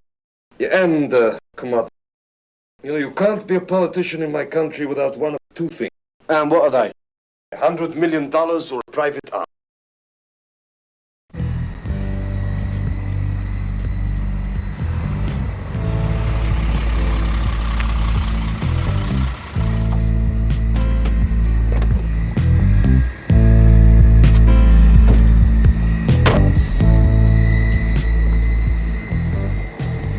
Does this Terry McCann know what he's doing? Let's say he's fairly competent. Good. It is important that Sain is provided with a respectable bodyguard. Have you heard from Beirut? Yes, everything is fine. We can go ahead with our business. Good. Are you sure he's good for Essential? Of course. Look, leave the finance to Arthur. I just want to sweeten him up for my little proposition. All right, Arthur. Things I'd do for you. That's a spirit. I see. Did he leave a number where he could be contacted? I see. Thank you. Oh, that would be Mr. Sardi. He has an appointment.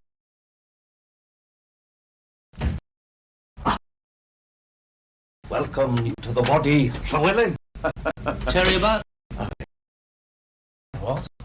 You doing it? Where's the punter? Mr. Sain is in there. No, I don't think that's a good idea. Hey, what's this, mutiny? No, he's not expecting. He's waiting for a geezer called Sard. Di, kindly announce to Mr. Sayin that the security advisor to Mr. Elliot and Mr. Sardi would be grateful for... You are from Mr. Sardi? We are business associates. May I come in? Thank you.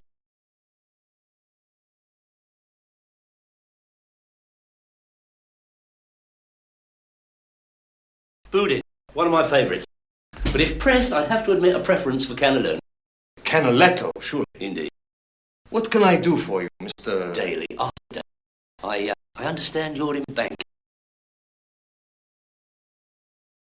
That is one of my... Which is no doubt why you require the services of my man, Terry. Danger of kidnapping. But London is not like Rome. I have good reason for requiring a bodyguard, Mr. Daly. Of course, Mr. Sayin. One can't be too careful. And with my Terry as your minder, you couldn't be in better hands. Why? Mr. Daly, I am a busy man. Please come to the point. I have private business interests. Capital very much in a spoke-for situation, so to speak. The opportunity to make 4.5 million. Oh, I am very pleased for you. And I am prepared to offer a businessman of impeccable credentials, such as yourself, the opportunity to make a small investment, say £150,000. Yeah, I have not that kind of money. Oh, I'll arrange a meeting to familiarise you with all the details. I mean, my accountant... Forgive me, but I could not contemplate doing business with a complete stranger. Well, perhaps I can take you out to lunch. Shall we say tomorrow? 1?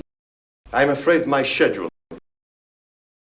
Pleasure to meet you, Mr. Daly. Goodbye. Perhaps some of your colleagues. We are not in the investment. Thank you for a generous offer. Well, at least we've made contact. Indeed.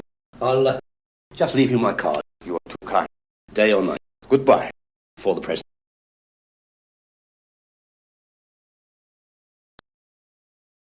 All right, Chief? You know, Terry, I have been to London before. Yeah? I stayed in the Dorchester Hotel, private suite. 3 bodyguards, all armed. My first guest was the permanent secretary at the Foreign. What's gone wrong?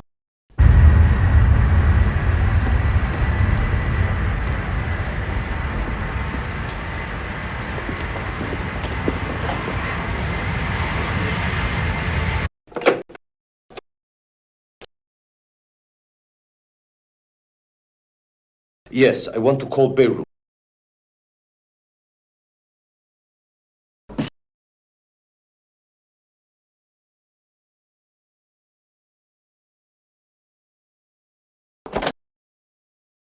Di? You all right? Oh, sorry, boy. Just in the Sheik's recreation sorted out a bit. What? Hold on. Thinking it. All right.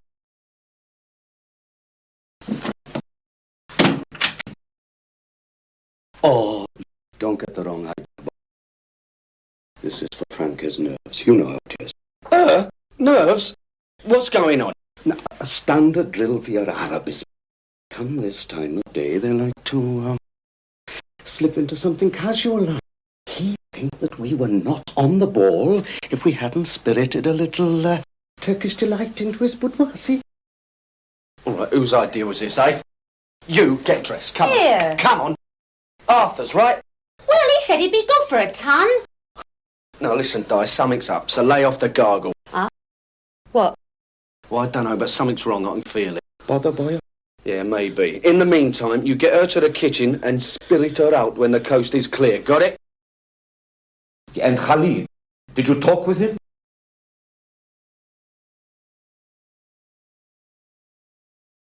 Yeah, I'm not sure. There's no sign of Saadi or the Englishman Elliot. And no reply from the telephone. Very well. I shall call again tonight. Everything all right, Chief? I don't know yet.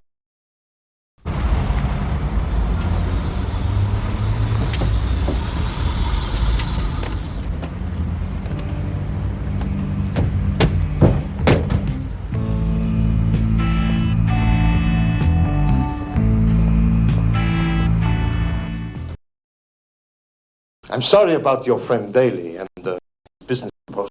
Don't worry about it. He'll survive. I don't understand how a fit, bright young man like yourself should want someone like Arthur. Yeah, well, I've often wondered that myself. Heart of gold, though.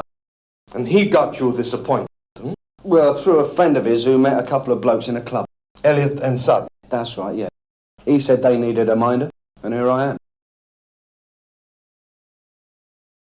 What's up, Mr. Sain? Don't you think I'm up to it? No, Terry, I think you are very able. It's just... no disrespect. Well, out with it. I think you're out of your class. I'm sorry. My enemies do not box fairly. They are not English cricket players. Enemies? Hold on.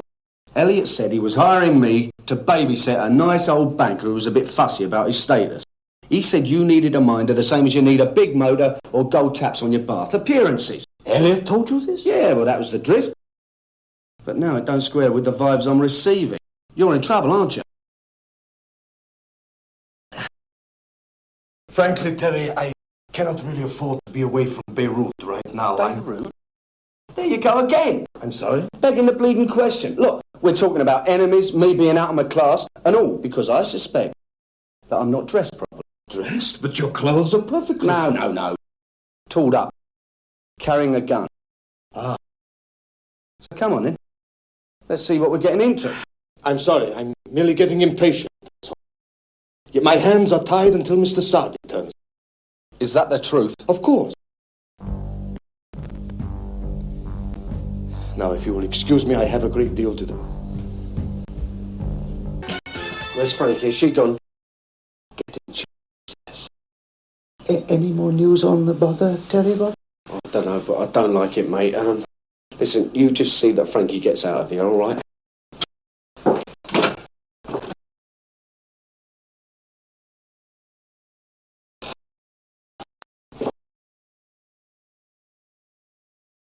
Arthur?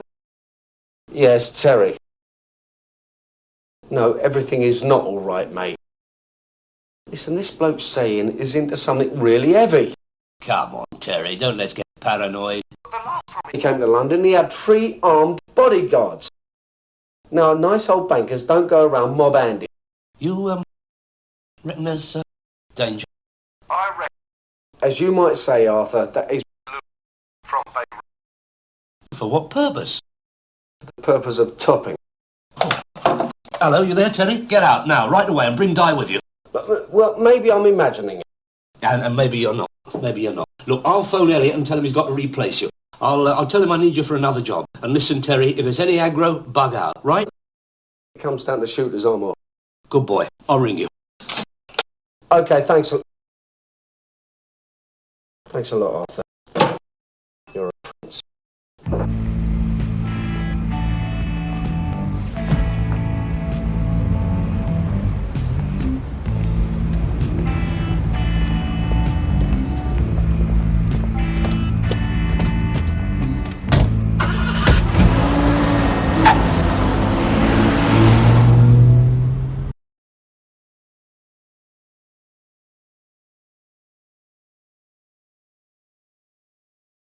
Stamachella. Shukra. Masal.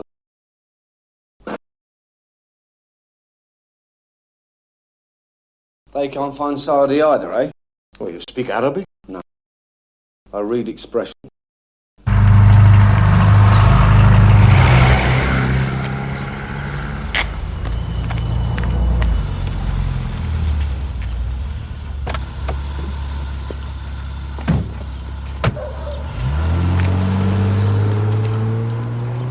Why should I confide in you, young? Look, you may have a private army in Beirut, but here in West Kensington, you've got me and a gargle-happy Welsh chef. When I asked if you had a gun, I was surprised you said no. Elliot should never have provided me with an unarmed chef. Bodyguard, I had two, all armed with submachine guns. This isn't Beirut. But Elliot knows that my life is always in danger. And then hired you. And a lunatic manservant. It's beyond my understanding.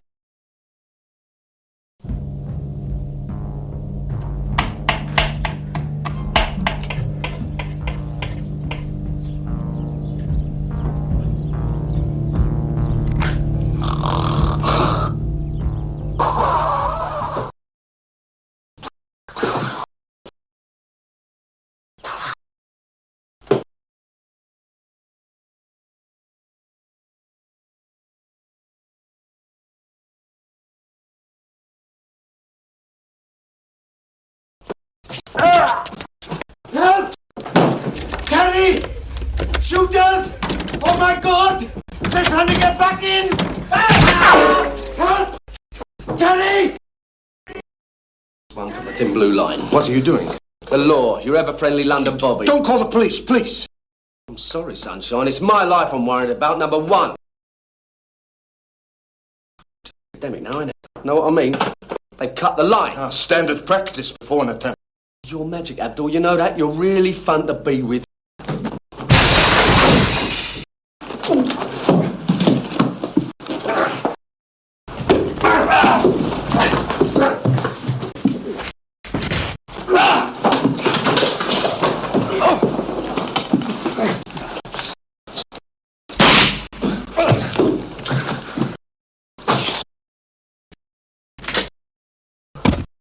Oh, Terry boy. Oh! Running off, are we? Come and stand and fight like men! What is going on?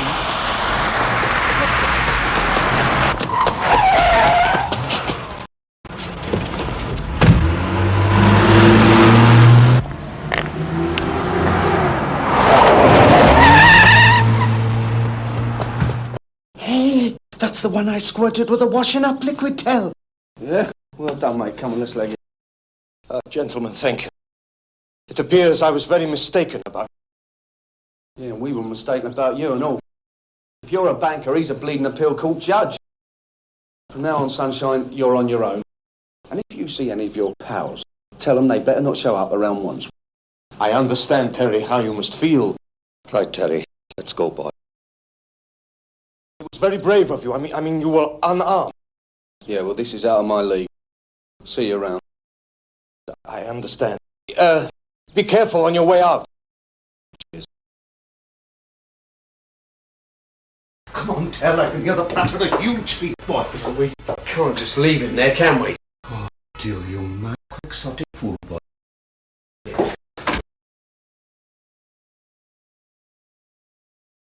Come on. That's right, Arthur.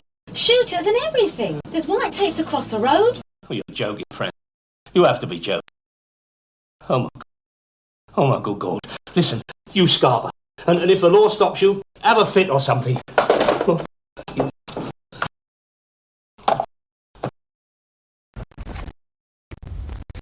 Oh, this is a pleasant surprise. You're in trouble, Daly. Good Lord, my life is full of troubles. Trouble like this is what we call fatal, Mr. Daly. You're annoyed. I can always tell. Let me offer you a cup of... No! Do you listen to the radio? Read the newspapers? You mean you haven't heard? Heard what? There was a small war yesterday up in West Kensington. At number 16, Billingham Gardens. Oh, no. Very well acted, bravo. Now tell us what you want, what the deal is. Deal? To return our client to us unharmed. No, look. I'm not acting. I mean, you've got to fill me in on this. You're Mr. Terry McCann, ace bodyguard, and the manservant have kidnapped our client. Oh, no, this is terrible. Why have the police not been round here? This is a diplomatic affair, Mr. Daly. Yeah, but I mean, a kidnapping? You could try the sympathy angle. We prefer to handle it ourselves. Now, you're a sensible man. Perhaps we could discuss some sort of financial arrangement. What sort of financial arrangement? We could pay you £40,000 to have our client returned safely. Come into my office, Mr. Elliot.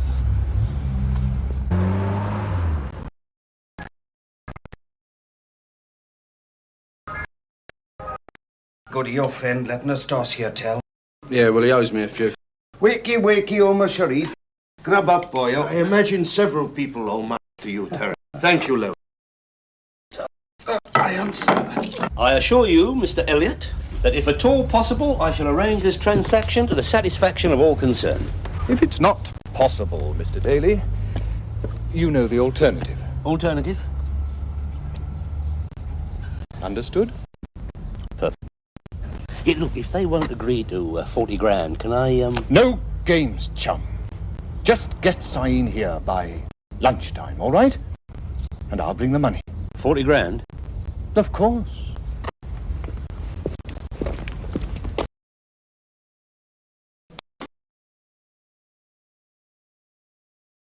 Hello, Terry. It's me. Listen, just as we figured, they've been round, and they have come up with a very interesting deal. Want to buy Charlie back? No. Terry, the man is offering a great deal of bread. 5,000 smackers for the return of Sayin. No, look. I am prepared to split that right down the middle. Get lost, Arthur. It's no deal. Now, listen, we need... I said, listen! We need a motor. Are you sure about the 5 grand? Look, I may be able to push them up to, 8? All right, just a thought. Okay, I'll get a motor over to you. Give us the address again. Yeah, right, got it. Right, take care, Terry. See you.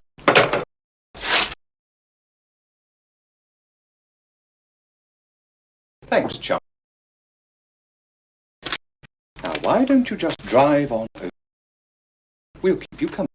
Get knotted. What do you think I am? If I leave you here, it will be as a... You're not a nice man, Mr. Elliot. Not nice at all. So Elliot set us up, using Di and me as stooges. Right. Now, what I want to know from you, Sunshine, is who I'm dealing with and why.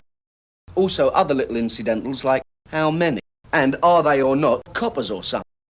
They are not police. I entered this country for...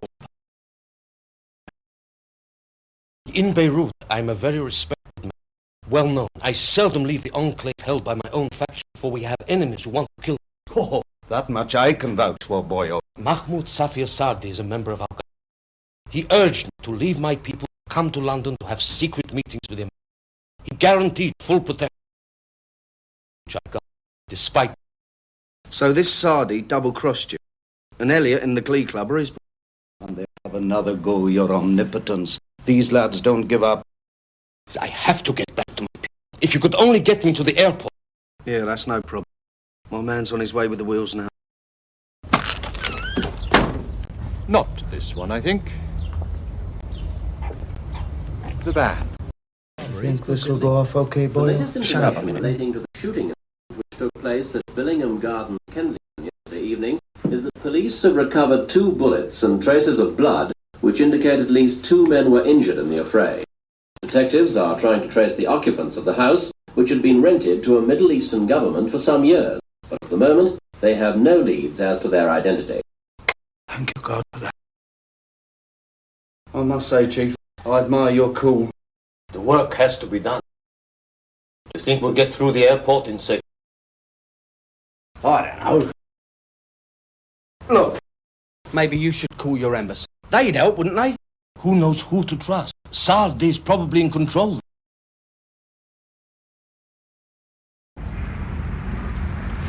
I wouldn't be doing this now if you'd pressed on with the assault on the house. What are we paying you for? You wouldn't say that if you'd been there. I thought the bodyguard was going to be a walkover. Apparently, we were wrong. Oh, no, my friend. You were wrong.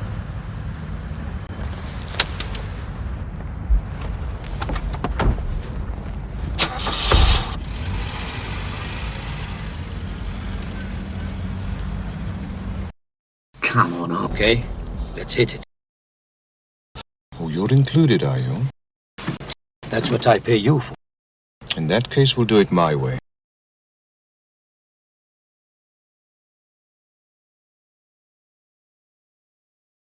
What's the problem? Stuck here in a ruddy pub, isn't it? Liquor everywhere and not a drop to drink. Be time enough for that when this is over, mate. I might even join you. Patience. I told him when to arrive.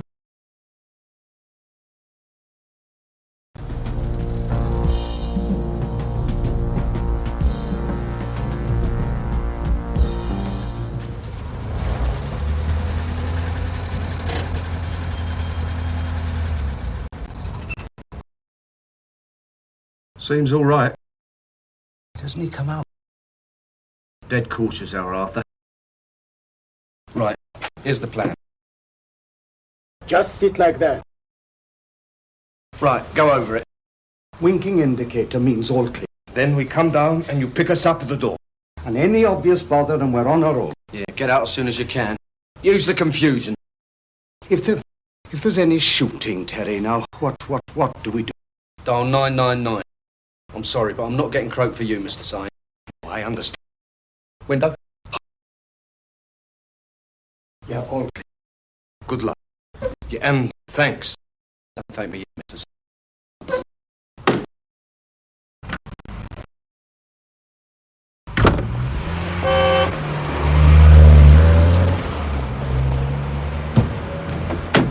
Right. You two get in position.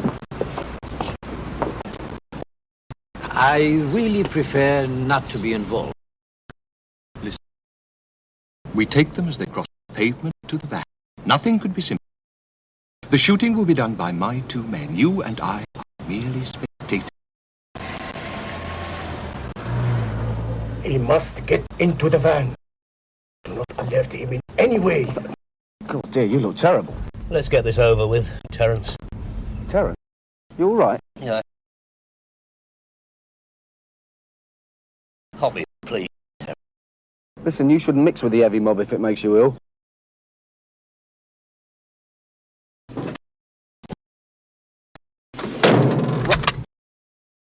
Ah. Thought it'd be something like this. I'll tell you what, Arthur, you don't shake easy, do you? You will invite Sain into the van. Any warning will result in your death. Yeah, all right. Keep your hair on. Drive to the doorway. Come on.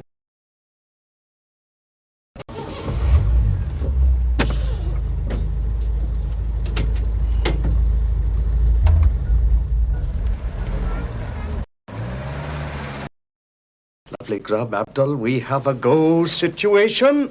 When I'm in Beirut, I will send you come and be my chef of the house.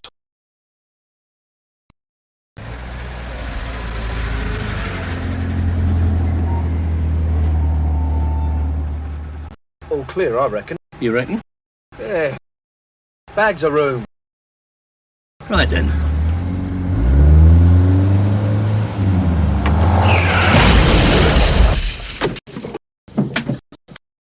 Dear, oh dear, Arthur, you've hit a police bus.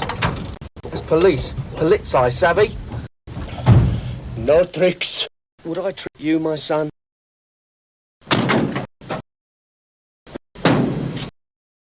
Yeah, that's a bit of bad luck, innit? What, were you on the way to a match or a riot? It could turn into one.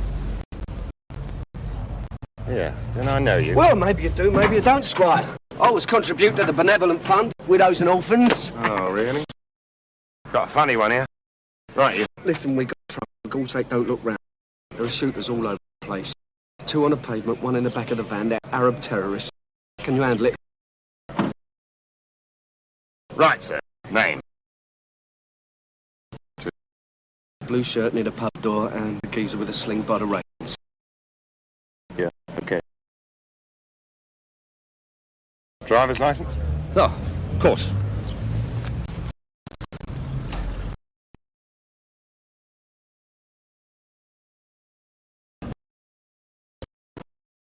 Di! Di, over here. Come on, bring your mate. Come on, come on. Nothing to worry about, just a slight itch.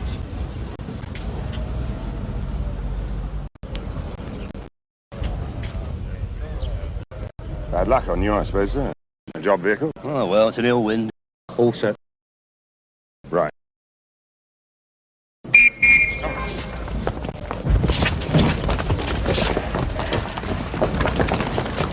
Get out! Get out!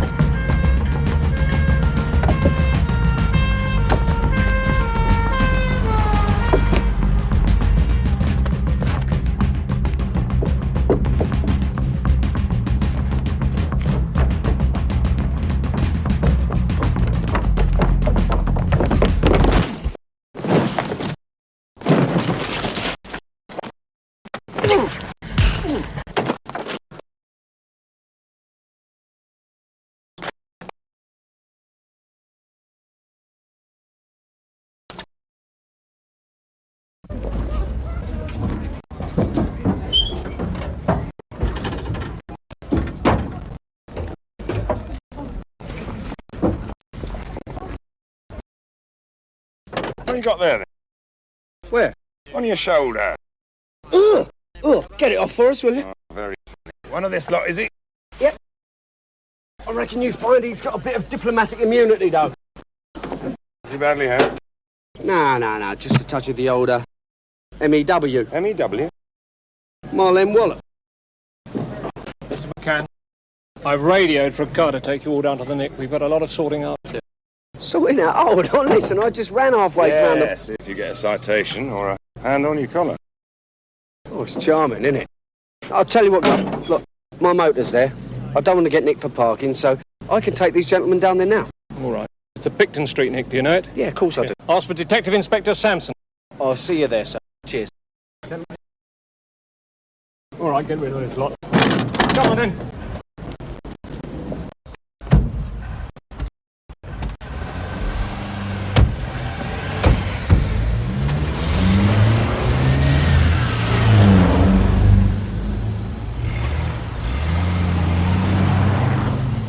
Right, Abdul, we've just got time to get you to the airport. Airport? What are you talking about? We're due down the Nick. And on the right side of the counter. Oh, yes, he's right, boyo. What?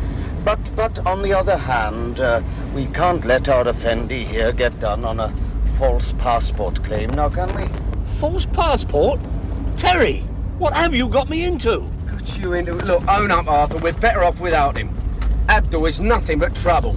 Aiding and abetting illegal immigrants, assisting a felony, or they wouldn't like that down at the Picton Street, Nick. Well, what you waiting for? Come on, off you go to the airport before the law puts a shout out on us. There are other cars, Arthur.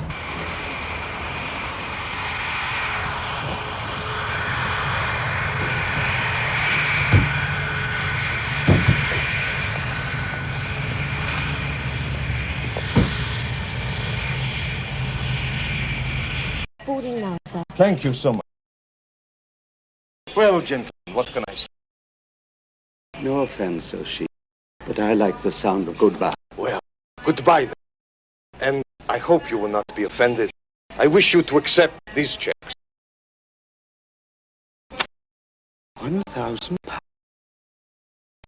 Listen, Mr. Saunders. You saved my life. Thank you, boys. Oh, yeah, they should just take care of the van and my driving ticket. Reckless, they said. And what a shady character you turned out to be. I think I consider going into business with you.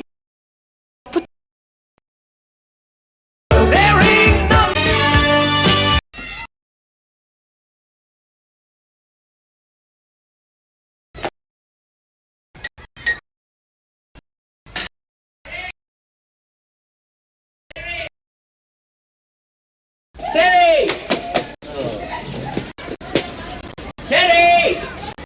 Teddy! Hello, Des.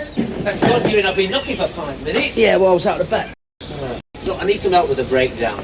You're just the man. What about that big American breakdown truck you've got you keep on about? Broken down. It has. I can't get the parts to fix it. I told you, buy British. Look, it'll only take half an hour, maybe 20 minutes. Young Kevin didn't come in today, I'm on my own. Well, will I get dirty? All you got to do is drive the van. Yeah, all right. Good lad.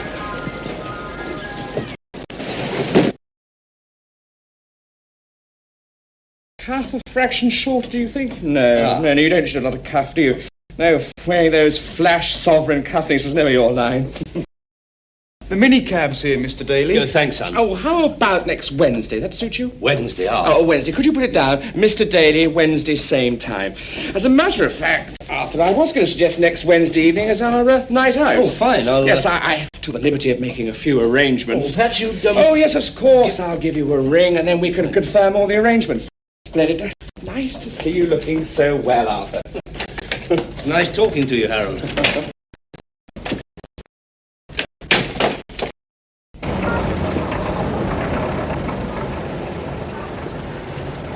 Mr. Daly.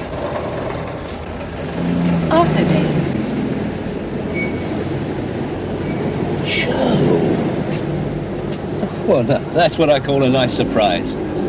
Look, I've got a cab waiting somewhere. Why don't I drop you off wherever you're going and we can have a little chat? Why don't I drop you off? What? You got into the taxi business? Not exactly. Oh, no. Where to, sir?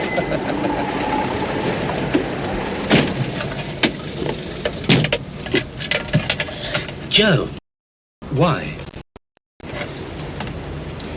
M1. Big pile-up. Norman was killed instantly. After his death, it was either this or bar work. But I was always afraid of getting the change wrong. So...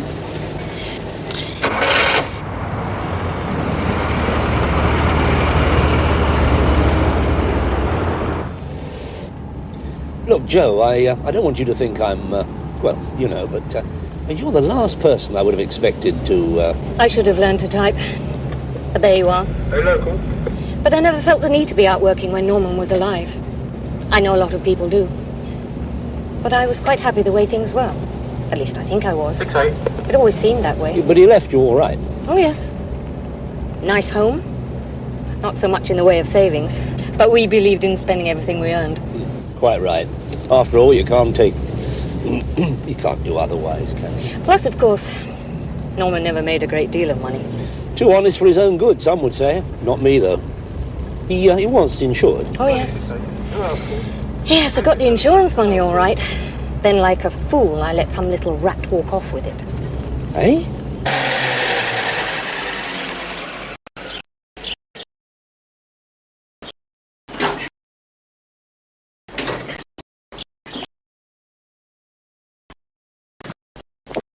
I don't know, you've got the front to pick up cars with something like this. It's all part of the job. No, he hasn't left me the key. Should we give it a tow? No need. They're always forgetting the key, so I brought my own.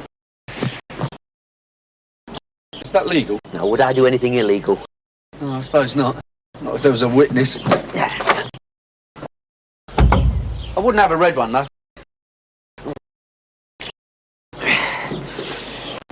Oh, blimey. The way they do things nowadays. Yeah. Shelf cable's come unsoldered. Has it? Yeah. Well, I'll just get some tools and you can be on your way.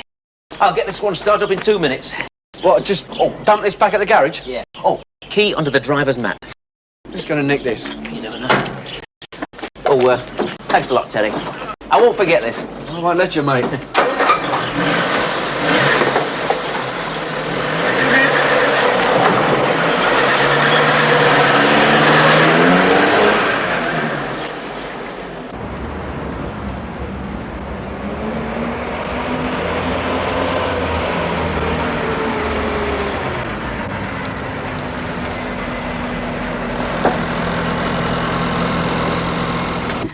Honestly, Arthur, I've tried everything. Police, solicitors, I even thought of hiring a private detective, but I've heard so many stories about them. But you haven't yet tried me. It's nice of you, Arthur, but... Well, I mean it. I think I can offer you just the help you need. You Farry Stowe, Polly? Paracalo. I don't know anything about property deals, Arthur. No, but your average intelligence, you know how to bring pressure to bear, and your heart's in the right place. Look, I know she's a friend of yours, but she's grown up, isn't she? At least I presume she is. Nobody forced her to hand over the money. Terry, she was conned in the most heartless way. Young woman, recently widowed. Please, not the violins. No, but you can see it, can't you? The villa in Majorca was security. A home, a new life. It all seemed kosher. And she wasn't the only one to get taken.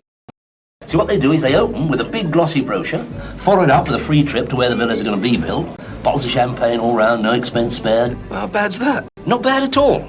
As long as the villa you paid for gets built. It's a job for the law. No, they can't do anything. In a case like this, you've got to prove it was planned as a fraud from the start. I don't think I have your undivided attention. Look, I'll be honest with you. I mean, if she drives a cab for a living, she can't afford to pay me, can she?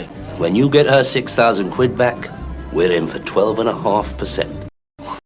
The bounty under. What's 12.5% of nothing? There you are, Arthur. Joe. Sit down. Thank you. This is the young man I was telling you about. Terry, Joe, Terry. Hello? Yeah, funny enough, Terry was just saying he looks on your story as a sort of challenge.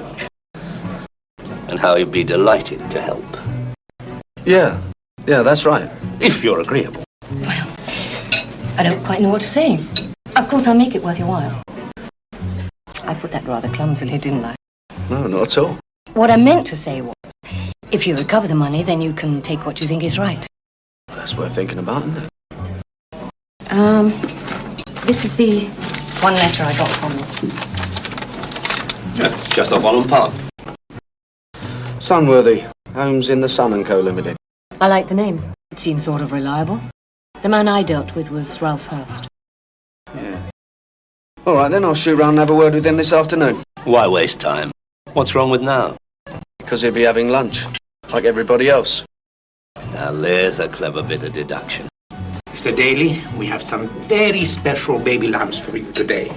Or if the lady prefers fish, we have some very special fresh barbuda. How about some very special Retsina? No, thank you. Driving? Yes. Taking a customer to White City. We'll drop you off. Oh, how kind. Right then, George. Now, what are you going to have, Joe?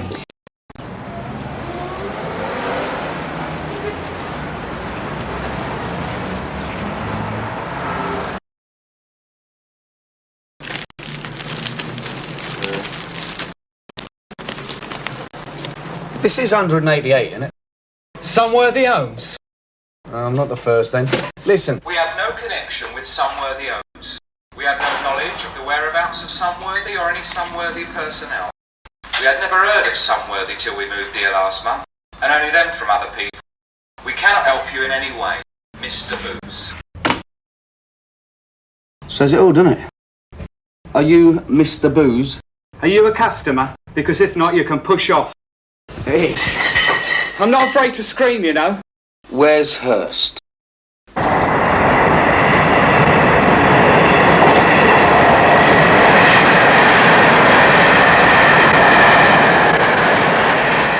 Morning. They're all gone, I'm afraid. Sorry? You looking for an allotment? We're all growing our own now. No, I'm looking for someone called Hurst. Well, I'm someone called Hurst. What is it? Ralph Hurst? No, he's my father. Well, would he be at home? Why? I want a word with him. What about? Well, I'd rather tell him that. It's about the villas in Mallorca. I'm working on behalf of a friend. Where you from, a newspaper? No, I'm just... I see, you've just come to lean on him. To hound him, to cause him distress. Cause him distress? What do you think he did to all those poor punters who lost their money on villas that never got built?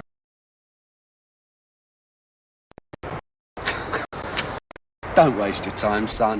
Get out of here. Get off my land. Look, which of those houses is yours?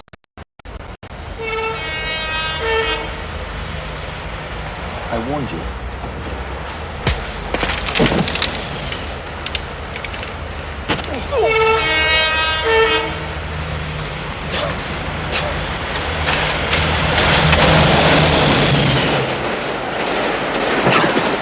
I'm sick to death of people abusing my father. Oh, yeah?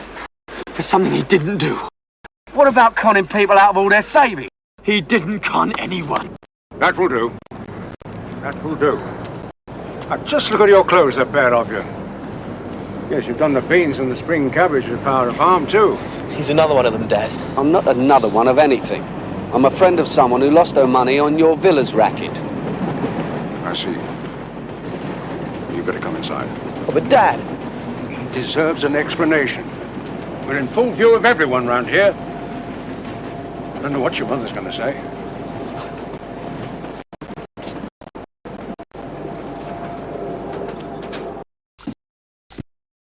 Sugar, Mr. Terry? Nothing. Scone, Mr. Terry. I think he wants to say his piece. Let me. You see, Mr. Terry, the Sunworthy fiasco was as much a blow to me as it must have been to your friend. 6,000 quid's worth. Are you going to listen or not? It's all right, Graham. Ralph was facing redundancy when it started. I sold pharmaceutical, but horns were being drawn in and they were obliged to let me go. The handshake was far from golden, so when Freddie Fenton offered me the job... Freddie Fenton? Yes, it was his project. Naturally, I seized the opportunity with both hands. You see, at the end of it, by way of commission, there would have been a small villa for us. An ideal place to retire to. So you're not Sunworthy, then? No, he employed me as one of the salesmen. But that's not the point. Because he did the selling, he has to take the blame. You've no idea what it's been like. People coming here accusing him, threatening violence. It's not only frightening, it's humiliating. Why didn't you send all these people round to Fenton? Well, if it had become a police matter, I wouldn't have hesitated. The man's done nothing wrong. I gave my word I wouldn't disclose his whereabouts. He's probably left London now anyway. There's no purpose to be served by pursuing him. There's no money. Bankrupt, I expect. I'm sorry for the creditors, of course. But why punish a man because he's made a mistake? Where was he the last time you saw him? Oh, don't ask any more questions. He doesn't know and wouldn't tell you anyway. God knows why. Fenton owes him 3 months' commission. And then there was that business Look, about... he didn't mean it. He didn't know what he was saying. Now, don't blame him for getting excited. Excited? What, threatening to beat you up if you persisted in asking for money that was yours? He did not mean it. I hope you understand now, Mr. Terry, that I was not responsible for your friend's loss. Yeah. Yeah, okay. Thank you for the tea. I'm, sorry about... Oh, don't be silly, you. I'll see you out.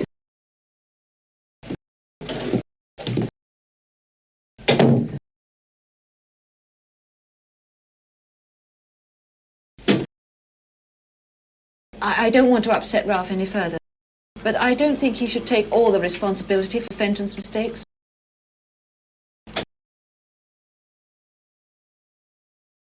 It might help. It's his office address.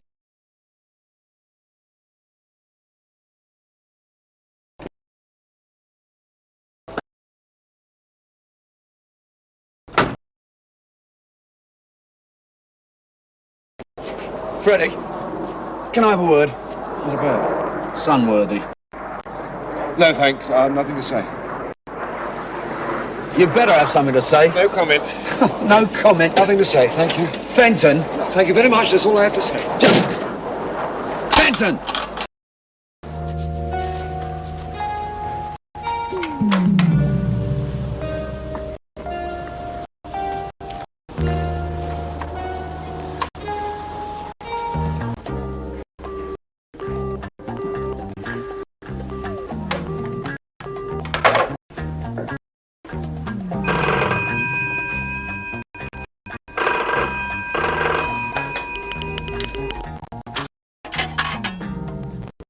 Mr. Fenton? I'm in the house office and I'm your front door, so you better stay put. Now, what I want you to do...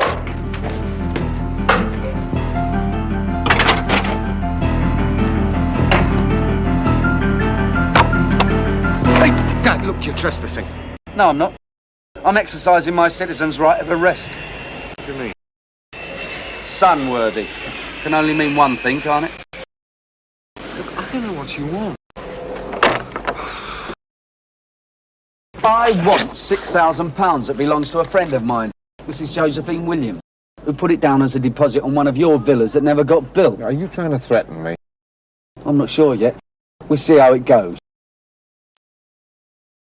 I've just been talking to Hurst. Oh, no doubt he told you I was the villain and he was the harmless duke. No. Yeah, well, let me tell you something. He was no help at all. He was supposed to be partners. He was supposed to be the business expert. All he knew about was selling, and how not to upset the natives. It's not very easy to admit you failed. Oh, I hope you're not going to make me cry. I get upset very easily. I don't want to upset anybody. You should have thought of that before you conned Mrs. Williams and the rest of them out of their money. I didn't con anybody. If you didn't con Mrs. Williams, how come she lost £6 grand? I've done my best to pay everybody back. If anybody was conned, I was. Oh. All right, I was a bad businessman. I was undercapitalised. I got taken by the bloke who owned the land in Mallorca. In the end, I found I was paying way over the top for it. It's been a bloody nightmare. I wish I'd never got myself into it. Well, what are you going to do about it? There's nothing I can do about it. I'm bust, broke. So she's just got to write off £6,000? I wish I'd only lost 6,000. Everything's gone, the lot. They didn't take my car away, the beautiful Jag. Wish I'd never heard of Mallorca. Look, I'm doing my best to get straight. And if I do, I promise Oh, you... don't make promises you can't keep. In myself, I see nothing against using a bit of pressure. There. Would have done no good at all. Well, if you say so. Did they say anything about my membership, Harold? Oh, I'll leave it a bit, Arthur. Come as my guest a few times. Show your face, I'll introduce you around, and then we'll put out a few feelers. It's not a knighthood I'm after. I just want to join the club, that's all. So you'll tell Joe, all right? Me? That's your department. I just tell her the good news. See what I mean about the narrow lapels? Yeah, more discreet. She's working till 9 tonight, and I'm going to Montclair with Harold. Well, What do you think about the whistle, Terry? What does he know? Yeah, what do I know? I'm still into wide lapels. Listen, you said you wanted to help. I do. We eat in there, Harold. Yes, I put your table for 10:30. A bit early, isn't it? That's why I put you on the case. Put me on the case? Listen, you can say that when you're giving me $200 a day plus expenses. Best to be early before it gets busy. Okay, well, it's your problem, Terry. It's your 12.5% of £6 grand. Mine? It was ours yesterday. Oh, that's why you still had a chance of getting it. Yeah. Yeah, well, thanks. Won't be a minute, Mr. Fenton, sir. That's all right. I want it done properly. I like this one much better, the old blue one you had, sir. The old blue one was a 76. I know, sir. But there is nothing like a brand new car. Even there is roads, sir. Thank you very much, sir. Thank you.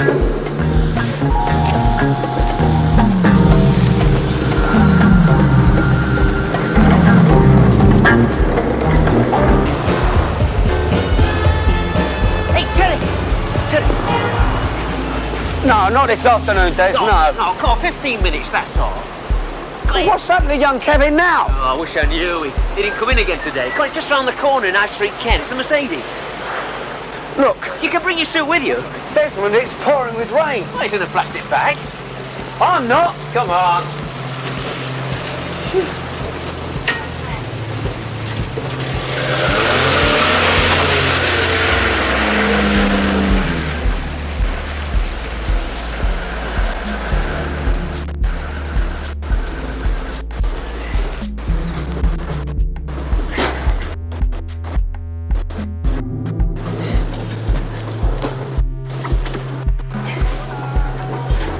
silly idiot's left the radio on. Here, gives me a toolbox. There you go. So.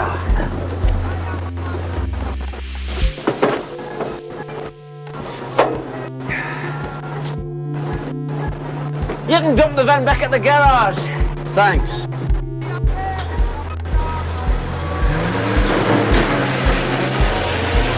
I think Fenton didn't know what he was doing and you all paid for it. The Hurst is really down his luck. Fenton, he's got a crummy little office. He drives an old banger. Now, if anybody got any money out of it, it wasn't those two. Does Arthur know about it? Yeah, I told him. He's very disappointed. Yeah. But he didn't stop him going to the Montclair this evening. No, told you about that, did he? Yeah. Seemed important to him. Would you like a drink?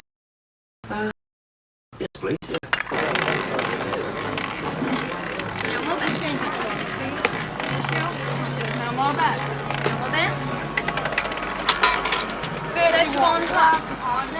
Friends of yours? Well, he used to be a customer of mine some years ago. Often see him here.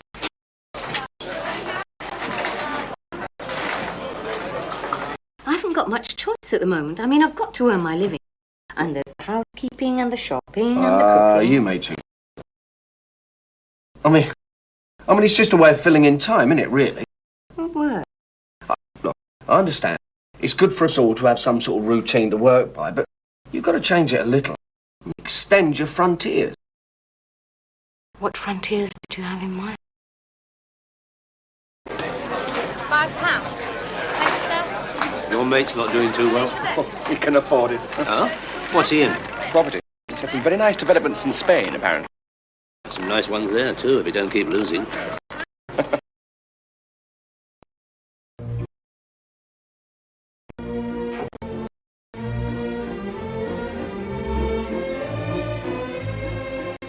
I like Beethoven. Did you see the film? Was it from a film?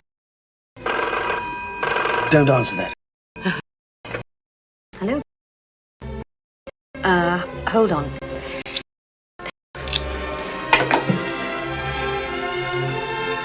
Andy? Oh, can't you find someone else? Oh, no, of course not. Would I let you down? I'm on my way. You're not going to work. Can't let them down. I don't see why not. You don't even like the job. That isn't the point, is it?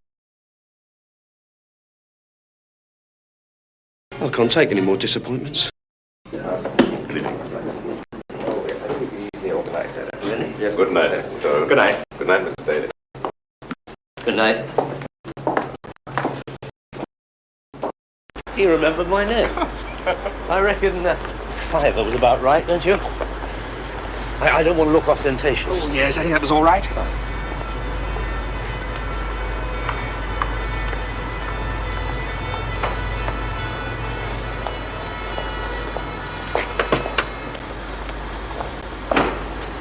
Is your young lady driving you home tonight? No, she's off tonight. No, I'll pick up a cab. Oh, I'll drop you home if you like. Oh.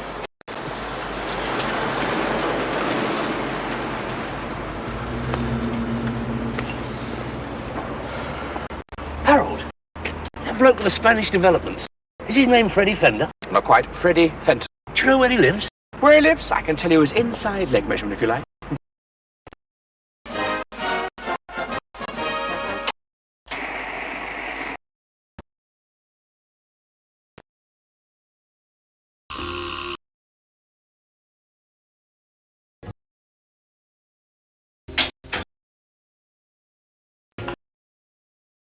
Arthur, I got some news for you.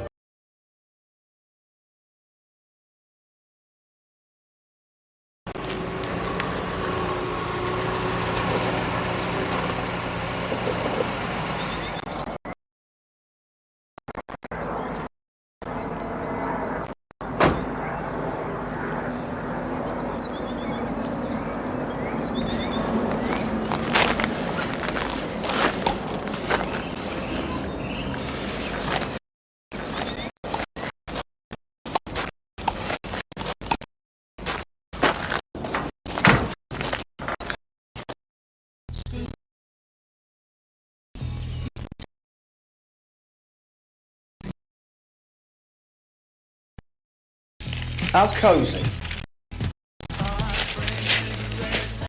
I think you better leave us, Val. And turn that thing off. And turn that music off. I suppose you think you're Jack the Lad walking in here?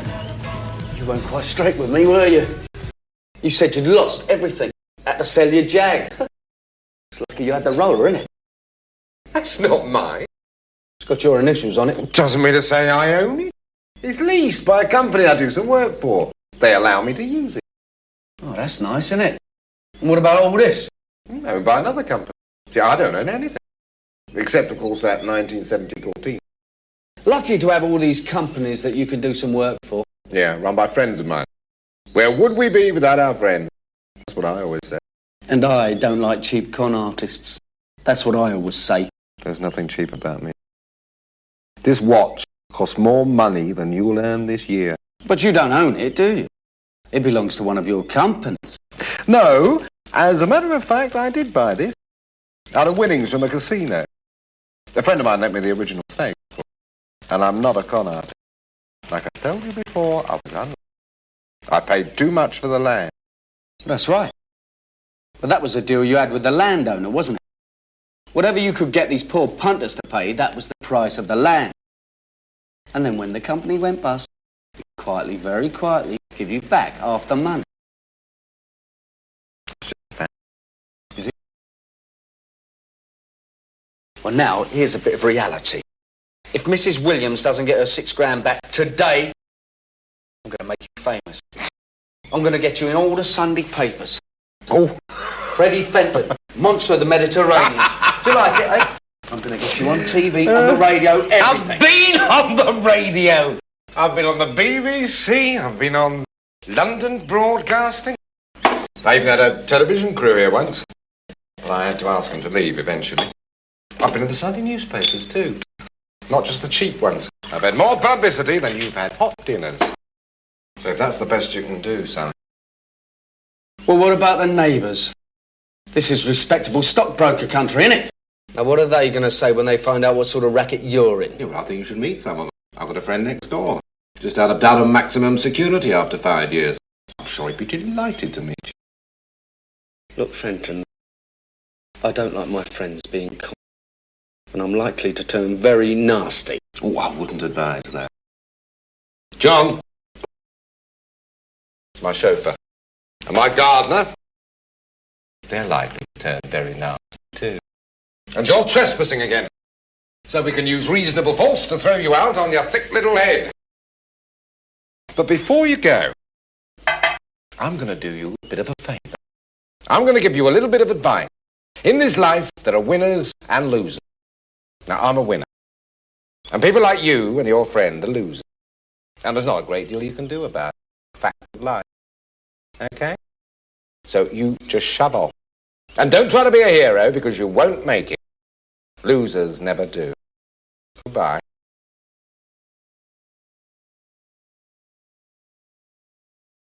You haven't seen the last of me. I think I have.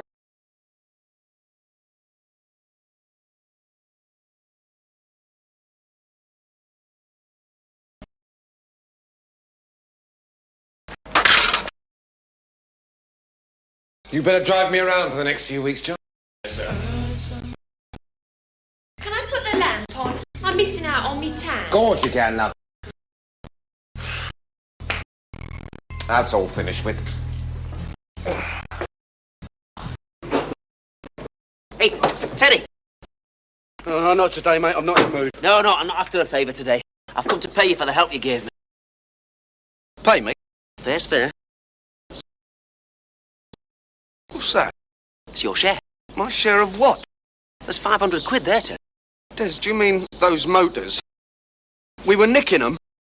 £500, Terry. All for you. Desmond, what are you trying to do? What are you trying to do? Just come it!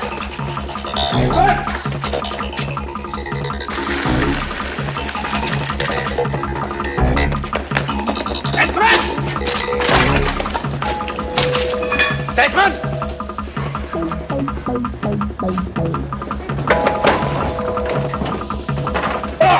Come here! Samson! Come here! Listen, you! That's caught! You want to get me put away again? It was as safe as houses. Honest, it was. You're going to give those motors back. Terry, I can't do that. You're going to. Terry, they're all crated up and halfway to Saudi Arabia by now. There's a big waiting list for that class of motor over there. Desmond! No, look, take the money and forget it. It was all a mistake. I'm sorry. No, I should have thought... Shut up! Yeah, shut up. Could you nick a roller? Sure, anything. Any kind you want. It's a Silver Shadow, about a month old. Oh, come on now. Yes, son. Yeah, sure. It'll take a bit of finding, but for Don't you, worry about that. I know exactly where to find. Come on, then. Yeah, right, let's get to work. Leave that. You can afford a new one now, can't you? Come on. He's bought it all with the money he's nicked. Yeah, but supposing he reports it as stolen to the police. It'll be too late. And even if he does, Des will take the blame. Won't you, Des? Yeah. Nah, there's the insurance. You pinch it, he'll wait for the insurance to pay up and just buy a new one. Yeah, I hadn't thought of that. You're right. No, he's not. He's wrong. They're like gold dust, new Rolls Royces. You can't get them. You know, people will pay 15,000 over the odds to get one. Listen, I knew a fellow once. Is that right? Well, you don't have to take my word for it. Good afternoon, Mr. Daly. Mr. Daly, what can I do for you? If I were to come in here, plonk down the cash now, full purchase price, mind, how long would it take me to get a new Silver Shadow? Rather longer than the gestation period of an elephant, sir. Yes, well, we're not all zoological experts. How long is that? About 3 years, I'm afraid, sir. 3 years? Oh, I didn't think it was that long. Well, there must be a way around that, Mr. Simpson. I'm sure you follow my drift, Mr. Simpson. I mean, chap comes in, not short of cash. Know what I mean? Yes, I do know what you mean, sir, and I'm afraid it wouldn't do any good at all. You see, none of our customers is short of cash. Oh, well, that's all right then. Thanks. Not putting your name down, Mr. Daly? Nah. No, I think I'll stick to the Maxi.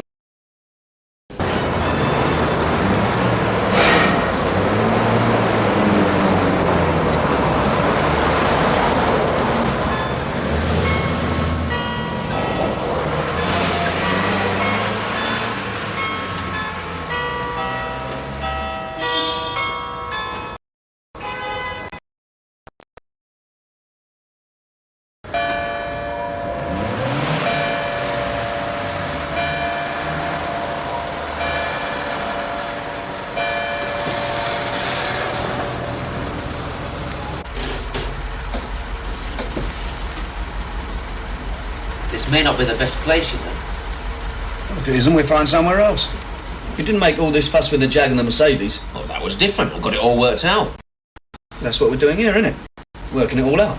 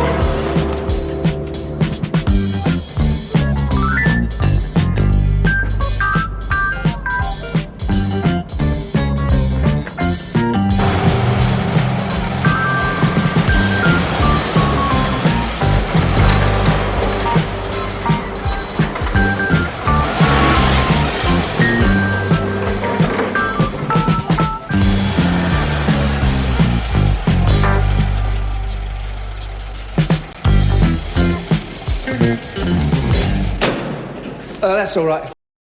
You can leave this one today, son. Why? Who are you? Freddie, Mr. Fenton wants us to fit a radio telephone in here. It'll be back by 4. First I heard of it. I supposed to wash it and go home early today. With all due respect, Sunbeam, Mr. Fenton doesn't really have to ask your permission for us to get a radio telephone fitted, does he? Funny. He didn't mention it. Well, no, I didn't mention it because we've only just phoned his office to tell him we could do it today. If you don't like it, go and phone it. Don't get stroppy with me. I only work here. You're all right. Don't worry. I'll tell him what a wonderful job you're doing.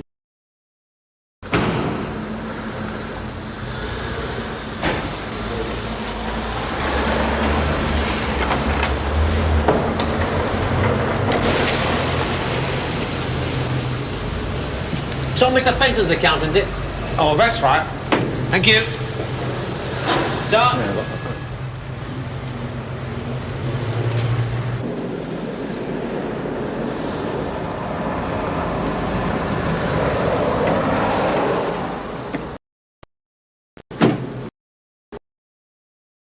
Right, now where are you going to keep this? Well, No, on second thoughts, don't tell me. I don't want to know. It'll be quite safe, don't worry.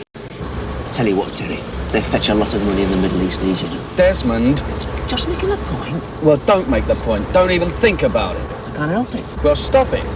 Have you sorted out the lorry? Is that absolutely necessary? Yes, absolutely.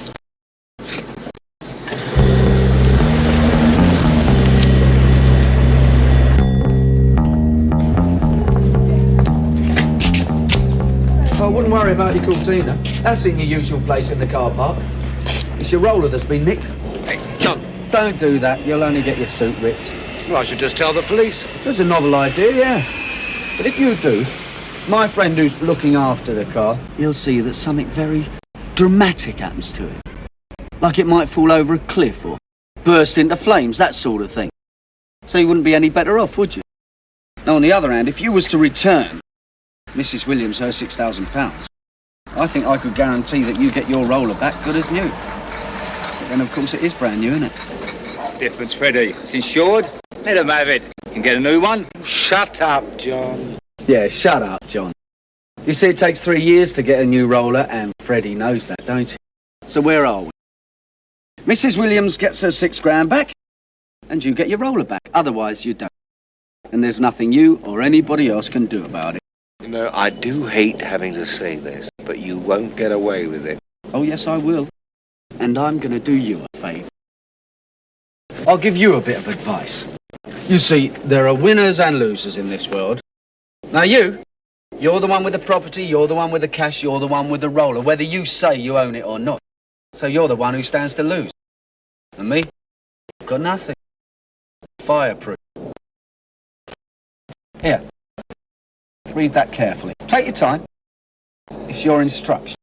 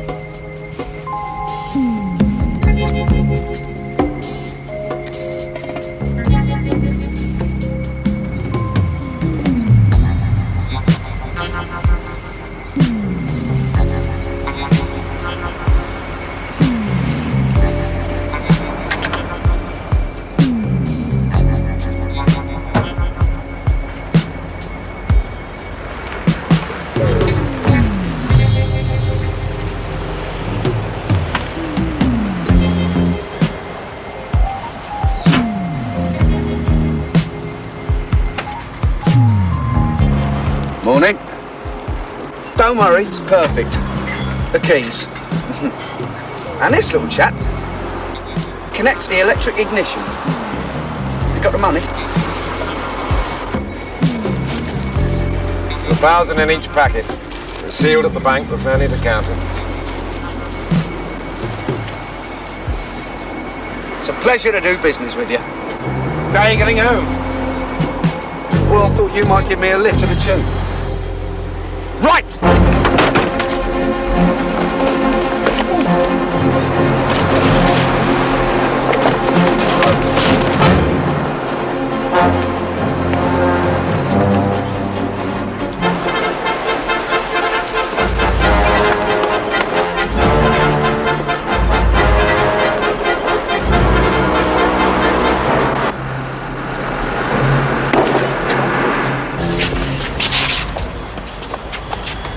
Are you all right?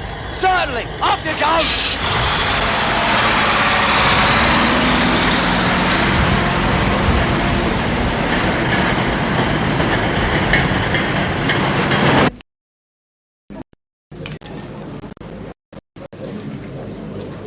%12.5% of 6,000 quid. 750. 25 over 2. Oh, it's 750. Over...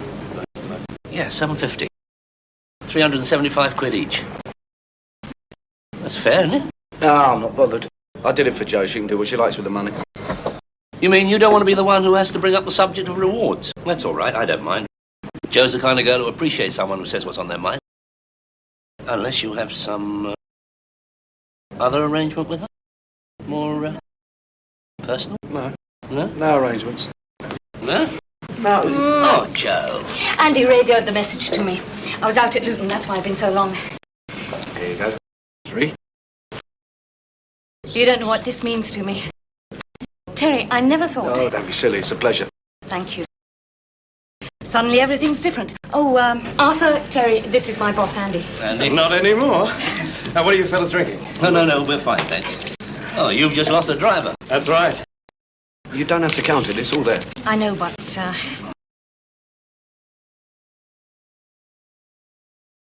£200. I know you didn't do it for the money. That's just for expenses, that's all. Well, I know you won't be offended. It's just a token of my appreciation. No, I'm not offended. It's a really nice thought. Isn't it, Arthur? Well, I must be going if you don't mind. No, we have to call on my solicitor.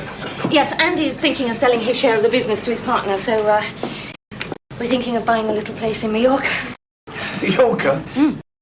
A bar with hotel accommodation. This is my partner now, for want of a better word.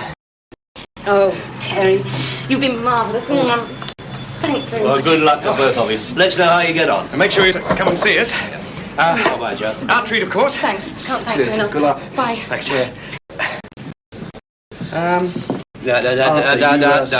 Don't bother, son.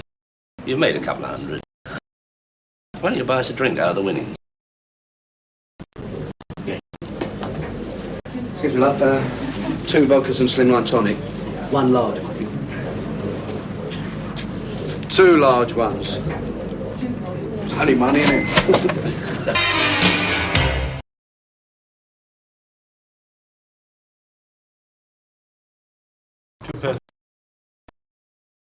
500. 500 to you, sir. Gone.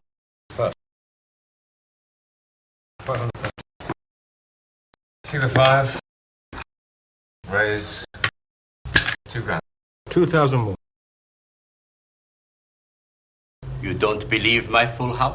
You want to call, you want lessons. Either way, it's going to cost you money. I call. Call the 2,000. Now, for sure, I don't believe you. 3 ladies takes... How you know?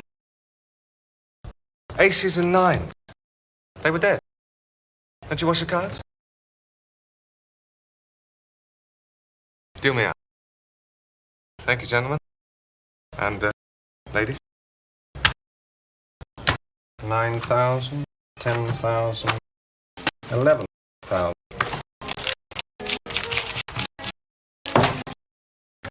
Oh, hello. Mr. Michelson. Thank you.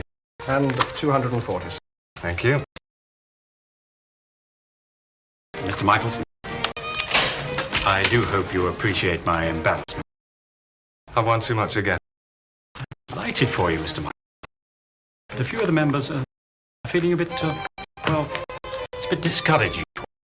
You get a lot of action. Good table money for the places? But they tend not to come back, Mr. White. I mean, let's face it, you are a professional and a very good one, and I think you know what I'm going to say. Bard? At all, Mr. Delighted for you to take part in the activities of the club. Not a question of being barred. Not in this establishment. We simply prefer that you do not use the poker room. So I'm barred? I did not use that. Try blackjack. Roulette. That way you've got the edge. Playing poker, I've got the edge. Then I shall repeat. I'm very sorry, Mr. White. Well, I'm very sorry you're very sorry. Maybe 6 months' time, eh? Possibly, Mr. Good night. Good night, Mr.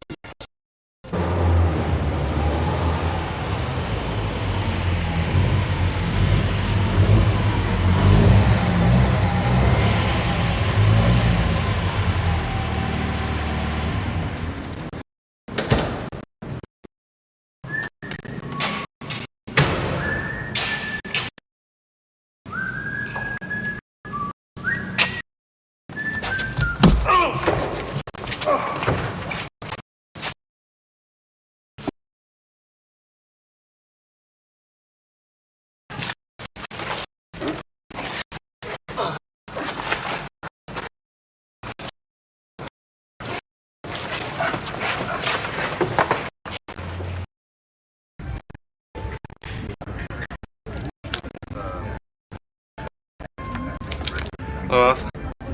Hello, Morris. Waltham? Yeah, terrific, thanks.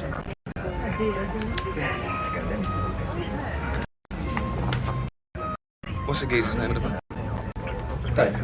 Dave. You all right? Yeah. Oh, well, I wouldn't mind. Dave, do you do a margarita cocktail? I do a gin and tonic cocktail, a whiskey and dry ginger cocktail, a Bacardi and Coke with ice and a twist of lemon. And that's your lot. Give us a lager. A nice continental lager. Lager connoisseur, eh? Never having a light ale. What are you doing? What'd you do that for? Eh? Well, he's got to be looking for a 9, hasn't he? Well, how should I know? Well, I've just seen 6 cards go down. You must know what you've got in your own hand. That accounts for another 3 cards. There's only 4 possible cards he could want. Finish. Well, of course he is. You just give him the 9. Oh, don't go potting, Morris. We're only playing for a penny a point. Penny, deal me in. 41. Deal him in. Maverick of Hendon Central, no thanks.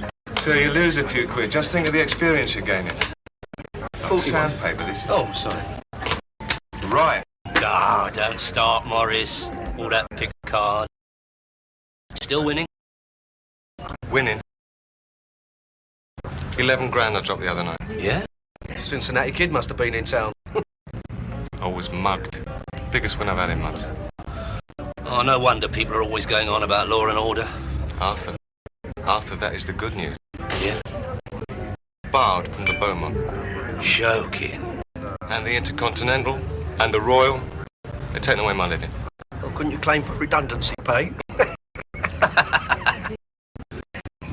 It's not funny. It's like a doctor being struck off. One nice continental lager. Cheers, Dave. How about yourself? So, Bloody Mary. Oh, good. Don't care. No, I mean, come on, be fair. A professional man is deprived of his living because he is too good. Is that right? That's what I come to see you with. Well, yes, I do know a few of the people who run these places. I could have a word with, Who? Who could you have a word with? Nobody. Don't give me all that. What I've come to see you about is I need Terry. Excuse me? Why don't you come and see Terry if you need Terry? Well, it's no offence, Tal. I mean, it's a business proposition. Absolutely right. The man has come to see me about seeing you. Oh, see? No, I'm sorry. Sorry, a bit out of order there. He's coming to see you about seeing me. Got it. What is it then? Find the lady down Oxford Street? Greeks. Big game. Camden Town. I thought it'd be a nice little trip to Monte Carlo. Don't knock it. It's a big game. Cash. Listen. 3 kebab houses changed hands over 1 deal there last week. Be handy, wouldn't it? You'd end up with a kosher kebab house. Mind you, rough game, rough people, but not all that clever. So I'm odds on to walk away a winner. Why? Why? Terry, he's the best. No question. Number one. The man. So I walk out a winner, but the only question is, do I get back to Hendon with all the winning? Definitely. Because Terry is going to sit up with you all night and ride shotgun all the way home. Is he? Well, of course he is. I mean, there's got to be... Well, how much in it for you? Morris. Terry, time you got to drink it. Morris and me will discuss the business. Yeah, apart from anything else, it's going to be entertainment, isn't it?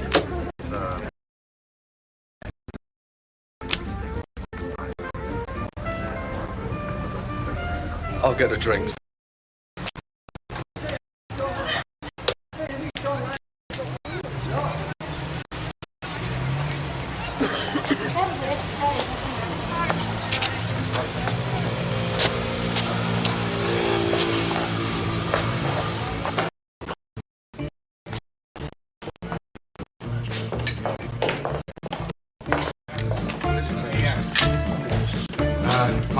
Morris Myers.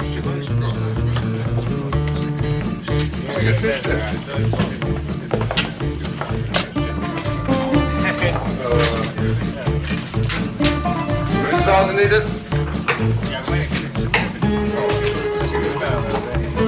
Mr. Michelson. Nice to meet you. How are you? I hear you're a very good player. We have reserved a special place for you. You have a preference? What about next to the dealer? Certainly, of course. A brave player, that's what we like. Now, this is Mr. Doxiadis. Hello. George, he'll make nice suits for you. Hello. Christophoros? Just Chris. This is Nick, our dealer.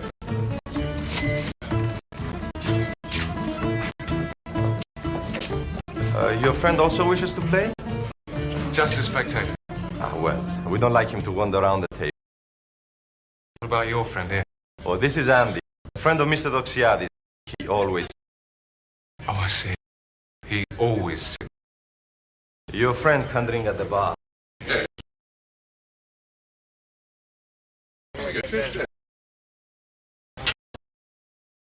Now, what is your game, Mr. Mike? 5-card start. No jokers. No winners and bleeders, no whole card wire, just straight stud poker. Good. Like the Cowboys play. All the way from Kansas City to Camden Town. Beautiful. We play table stakes, no limit, £10 ante, and the house takes 5% out of every pot. Nick, would you like to call the table? Mr. Doxiadis plays caller pass. George is 1,000 and 1,000 behind. Chris, the same. Mr. Zardanides, 2,000 table, 2,000 behind. So, for you, Mr. Mike.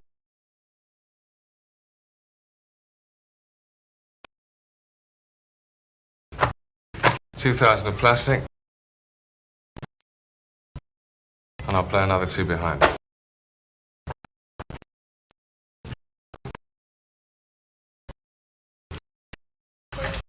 Hello. Just like watching. Well, no, sometimes I like doing as well. How about you? Only working. Oh. Well, in that case, what's Greek for light ale? Pair of aces to speak. 500. Τι κάνει αυτός? Come on, let's keep it in English, shall we? Mr. Doxiadis doesn't understand English. He understands 5 red chips, doesn't he? Θέλω να αυξήσω 1,000 λίρες. He wants to raise you. Just let him shove the chips in. I'm not colourblind.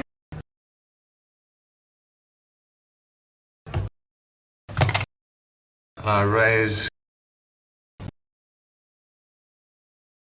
1,500.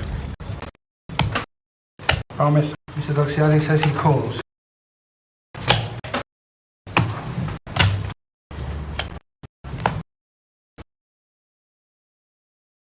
Check. Suddenly he speaks English. Look, you got it, you bet it. I'm not going to bet to 2 pairs, am I, Mr. Peroxide? Doxiadis. The name is Doxiadis. Right. Doxiadis. I check. So it's a showdown. You pulled a full house. King's on top.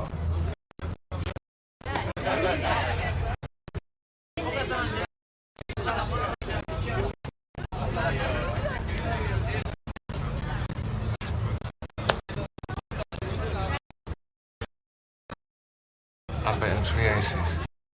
He raises me. Then he actually calls my re-raise. I feel lucky. Mr. Doxiadis says... Yeah. I understand him when he speaks English. He won the money, Morris. Well... Didn't he just?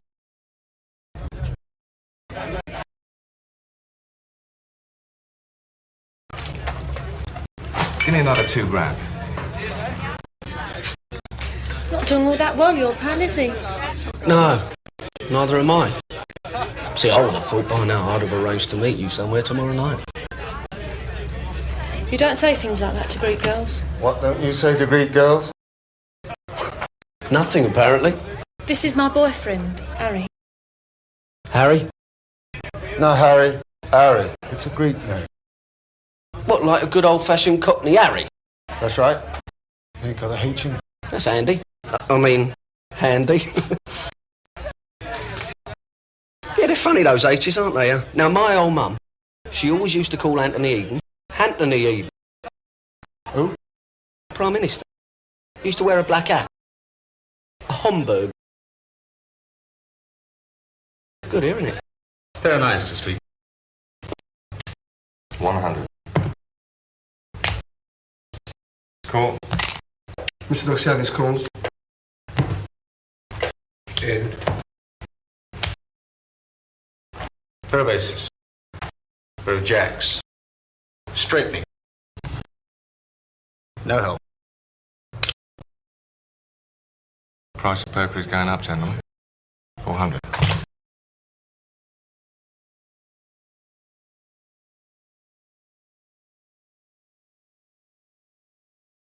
Mr. Doxiadis calls. Why not?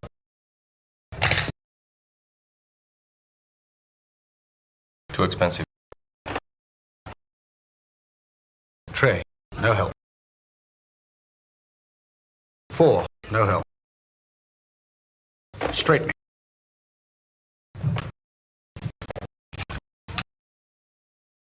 $600.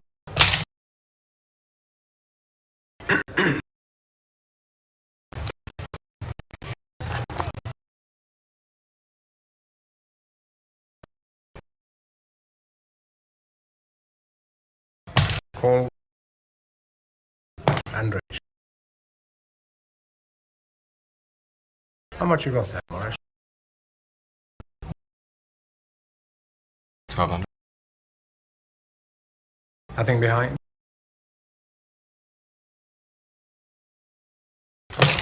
I'll set you. 3 jacks on the table and you called a £400 bet. Then you hit the case jack, you spent all that trying to fill an inside straight.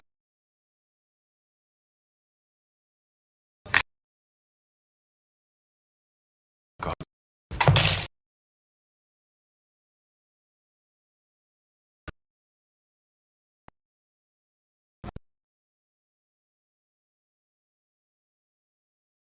And I made it. Wow. Last card, Louis, eh? I mean, what's going on here? What are you saying, Mr. Michelson? Look at a 5-year-old wouldn't play poker like that and expect to win. Are you saying it's crooked or something? I'm just saying I've seen... All Morris is saying is you win a few, you lose a few. Are you saying we're cheating in this, my own personal club? I'm just saying I You're not saying anything, shut up. Look, you've got the dough. No sweat, okay? You here to look after him? Well, yeah, but 5 to 1, I don't fancy the odds. We're not all mug punters, are we? I told you, it's Ben.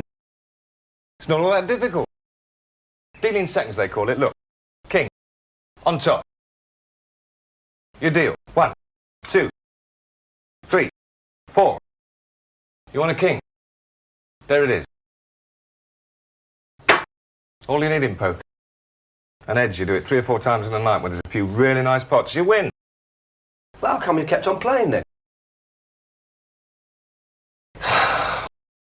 It's hard to spot. There's other people losing.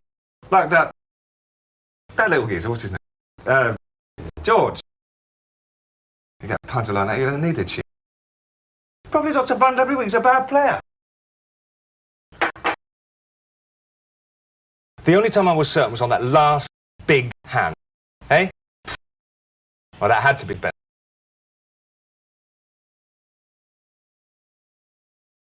There's something nice about Hendon this time of the day. Must be the sun coming up over Winchmore Hill. Play? Well, I know where they're supposed to go. Geezer taught me in Chelmsford. Do you want a game? Well, I'm not all that good. Tell you what, I'll give you a pawn and a bishop and it's £100 a 20. Bit tasty, are you? No. Come on. I'll give you 2 pawns and a bishop and it's £200 a 50. Morris, I've just seen you drop 6 grand. And now you want to hustle me out of 50 quid. What's going on? Yeah, so. You're skint, aren't you? So what's all this then? Just front?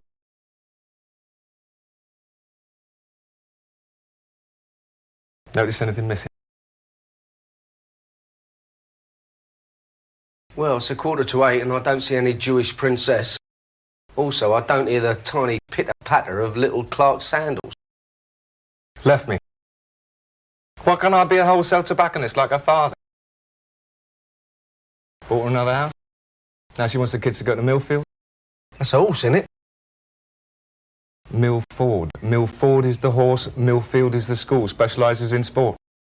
Suddenly she wants my son to be the Jewish Nastasi and the girl's going to be Chrissy Everett. I mean, they're lovely kids, but don't button them for Wimbledon. I thought you were the big winner.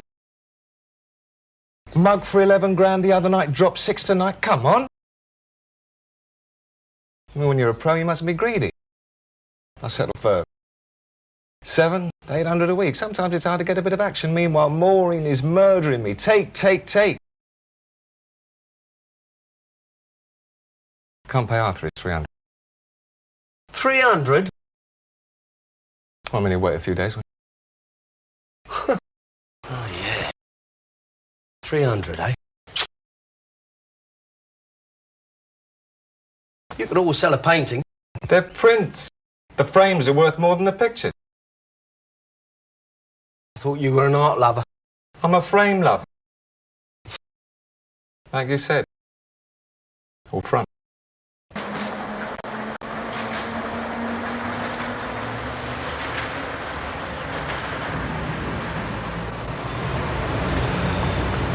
Hello, sweetheart.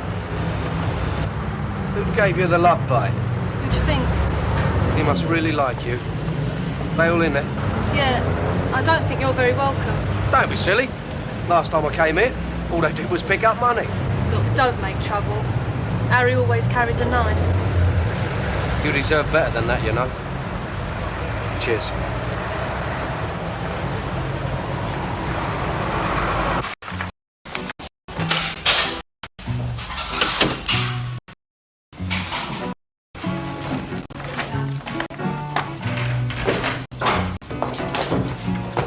Do relax, Harry. I've come here on a mission of goodwill. What do you want? Well, I wouldn't say no to a cup of coffee. Turkish. Greek. Oh, that's right. Sorry, my mistake. Excuse me. Look, Morris was out of order the other night. He wants to win his money back. What? You coming around team-handed? Harry, this isn't a war. The man lost, he don't like losing. He accuses us of cheating. Yeah, well, that was just the heat of the moment. When you're a gambler, you know what it's like. Good player, bad loser. So he sends you to apologize. If you like, yeah. Look, it's like a betting shop, innit? The odds-on favourite goes down and all the punters start screaming that it's got to be bet. 5 minutes later, they're back in, filling out their betting slips. Now, with Morris, you're not only talking about money. Question of pride. Φέρε έναν καφέ εδώ. So, he thinks he's a winner, eh? Yeah. I appreciate you coming here like a man. So, okay, you tell Morris, same time, same place, same game. Same cards. Who knows, Terry? That's the luck of the draw. Cheers. Look here, if you can afford to play, you can afford to pay. Otherwise, Terry has a quiet night in front of his telly. I said I'm playing. I haven't said I've got the stake yet. But where are you going to get it? What are your contacts? Very good. How about a 1977 Lotus Eclat? Never raced or rallied?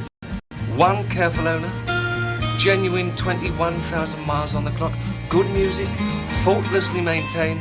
Genuine reason for... Oh, as it happens, I may be able to help. Cash? Ah. The banks are still open.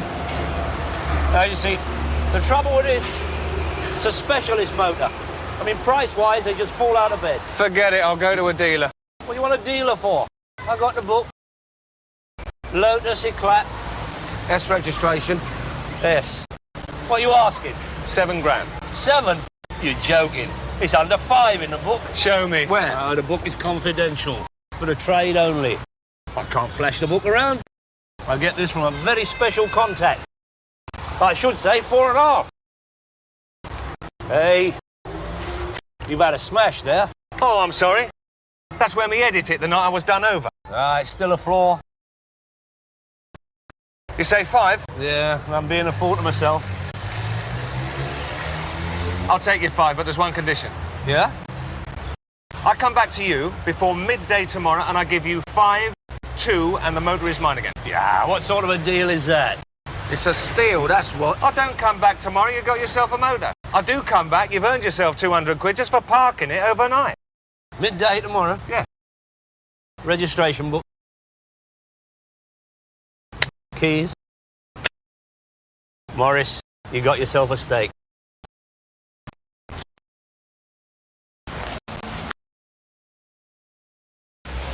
The thing is, Arthur, you said you'd get me a nice, clean 4-year-old Capri. Yeah, I will, Dave, I will, but I mean a Lotus Eclat. I thought as a personal friend you like first refusal.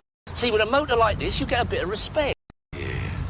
I've heard they just fall out of bed price-wise. You've heard what? Specialist motor like this? Look, if you're talking about inflation, a set of wheels like this is an investment. In 2 years' time, you'll be making money. I mean, the stereo's better than the one you got in the club. Yeah, that Flash Morris. You imagine how he must have came. Morris? There's nothing to do with Morris. It's a second car. Bought it for his missus. What does she use it for? Hendon to Harrods and back again. I'm not kidding, Dave. 7.5 in the book. To you, 6,990, and I won't even be getting a drink out of it. 6 how much? Well, forget the odd 90. We won't say nothing about delivery charges. Forget the delivery, Arthur. It's out of my league, honest. Oh, dear. Try to do a favour. Hey, look, have you thought of consulting the missus? They love a motor like this. She wants a caravan. Ah, well, funny there, I might be able to help you. Look, I've got a friend who's got a clean Dormobile, P registration. He's had a stroke, so it's not even running. For a nice, clean 4-year-old Capri. Excuse me, you got the timing? What's that?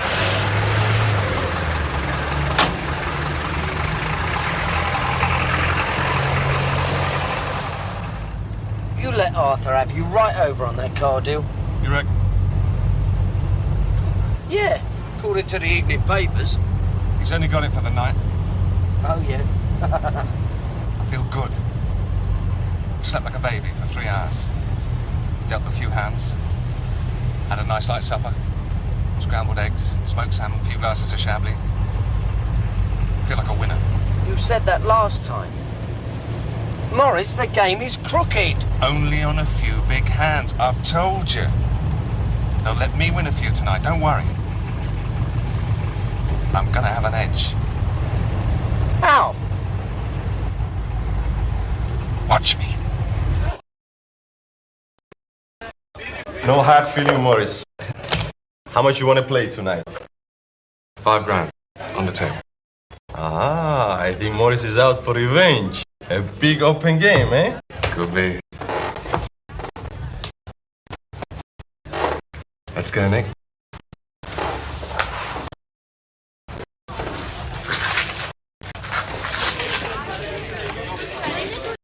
Hello, Harry. Aces over wins.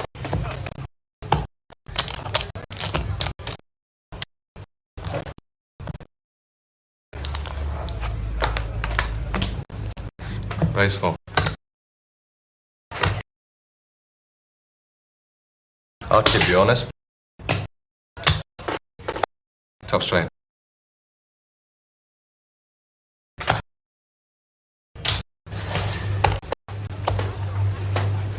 Pair of queens. Possible flush. No help. Queens to bet. Check. Check.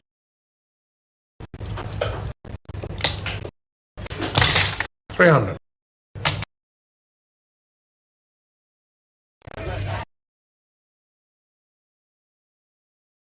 Fold.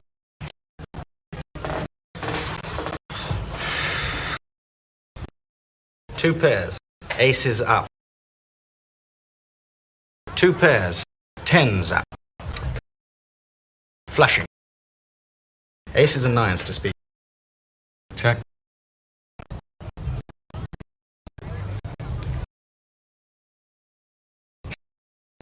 $500.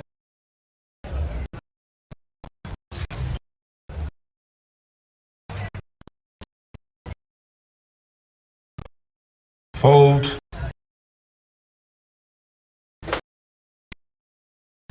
With a raise. Another 1,000.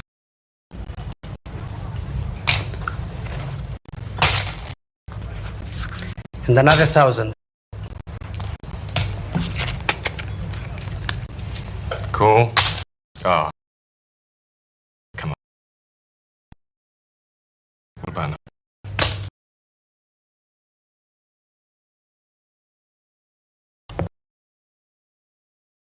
Quarter.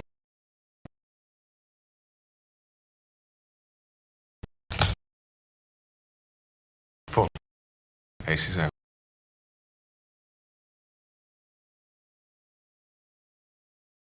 I read you for the nines over. Brave call. He's having a bit of luck, your mate. Oh, I don't know, Harry. According to Morris, it's a game of skill.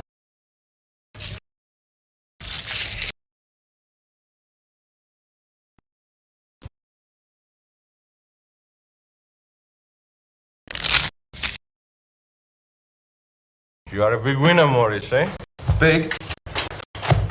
I'm up about $3 grand. Long way to go. Keep 'em low, Nick.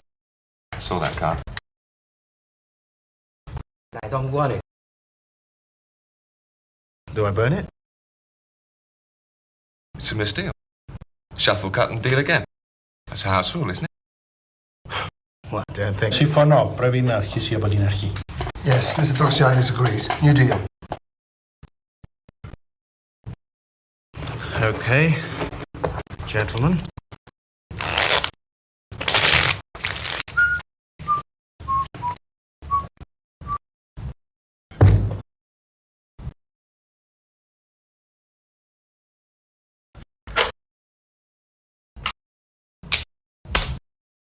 King to bet. 20. Call. Gone. In. Fold. Straight flushing. Straightening. No help. Ace nine. Sorry. Ace queen to bet. In.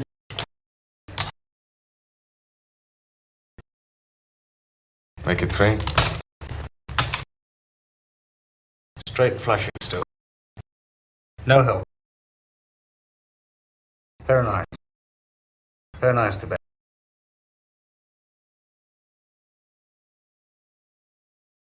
$400.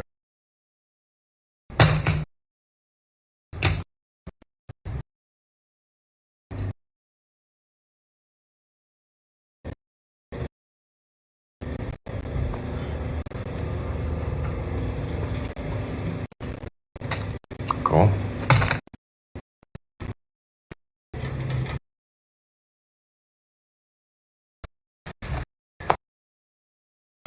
Straight flushing still. 3 nines. Looks nice, Morris. It's got to be a grand.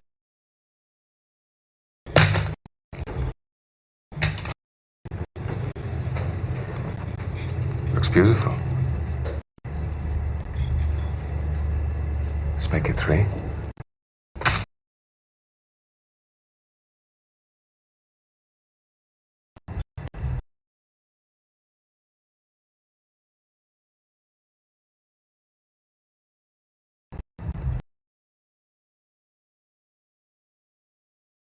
Okay, I've got to do it. Just a minute, don't mess around with the deck, Nick. What do you mean? I mean, don't mess around with it. Leave it alone.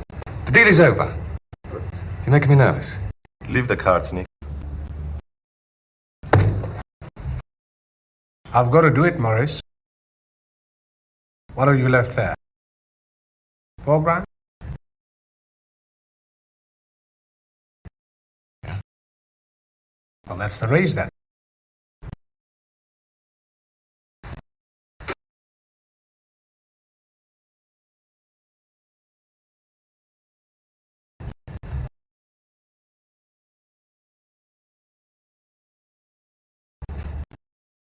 You are cool.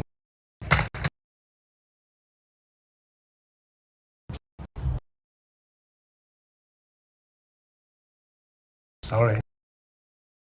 I got 4 of them.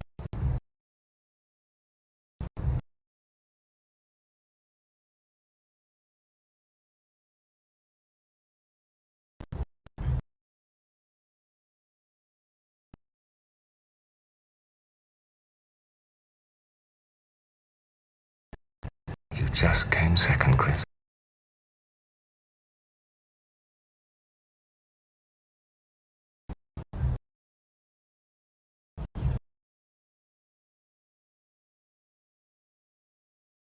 You're probably very lucky in love.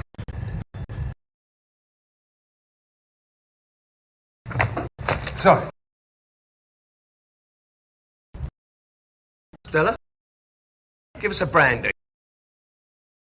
Do you want a drink, Harry? £17,000, Morris.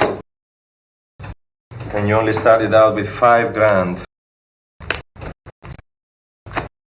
We never had a bigger winner.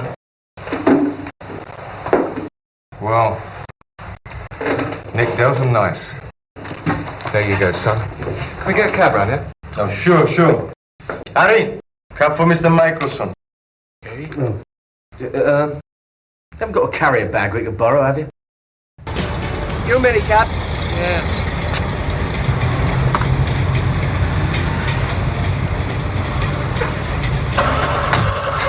Hathaway Drive, Hendon, old son.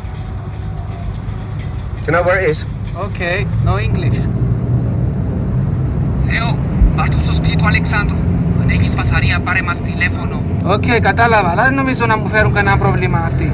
Morris, you just made the first bum call of the evening.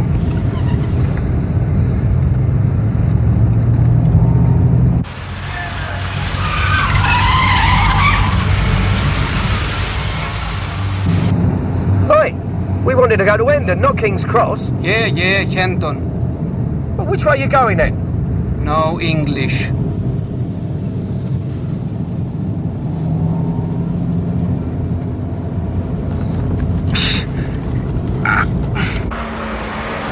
Right, Zorba. You're either going to get throttled or nicked. This way, we all go to hospital together, don't we, Zorba? Άσε με! Δεν μπορώ να δω.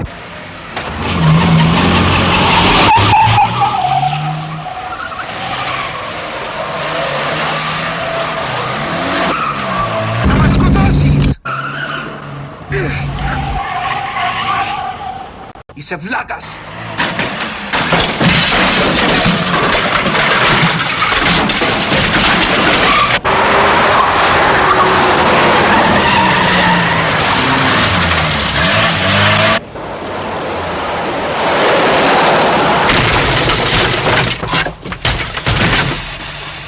Mate.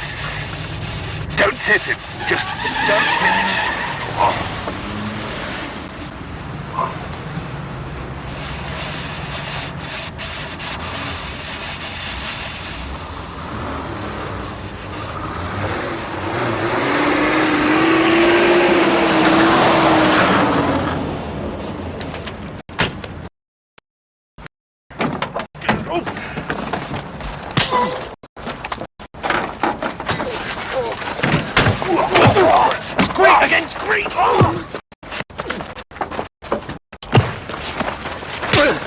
Oh! That one's for Stella.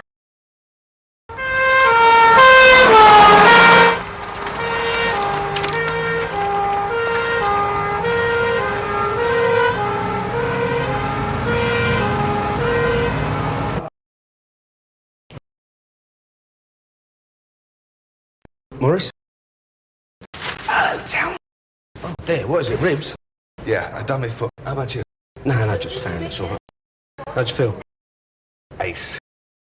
I've got 6 to 4 with the doctor. I'll be out of this lot inside of 10 days. Tell you what, if you decide to play patience, you might need one of these. Andy. Do you want to tell me anything? I told you. All a good poker player needs an edge. What, up your sleeve? Don't make me laugh. My ribs are killing me. Look, come on in. Oh, no, how'd you manage it? You remember the first time we went down? Yeah, of course I do. Well, I noticed the make of cards they were using.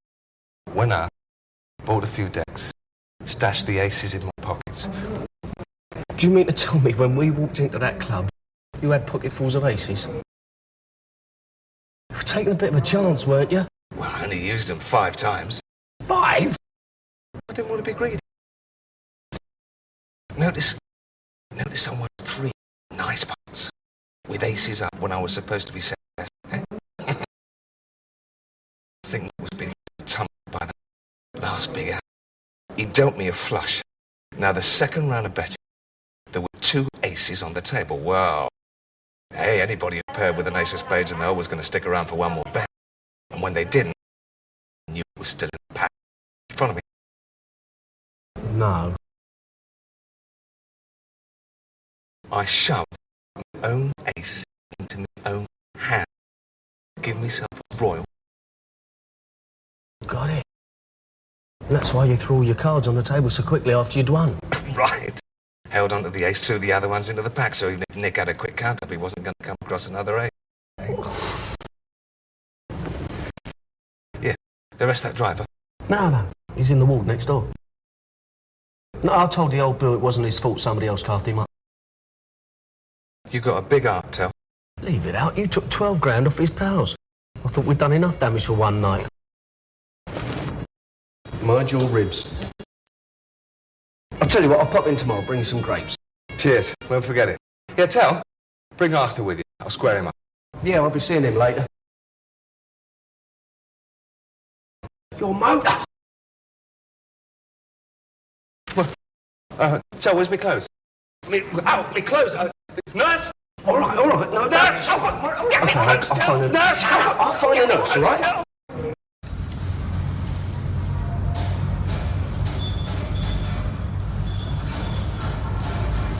One owner motor. I'm sure we could have gone for 8,250. Now, be fair, it is my trade.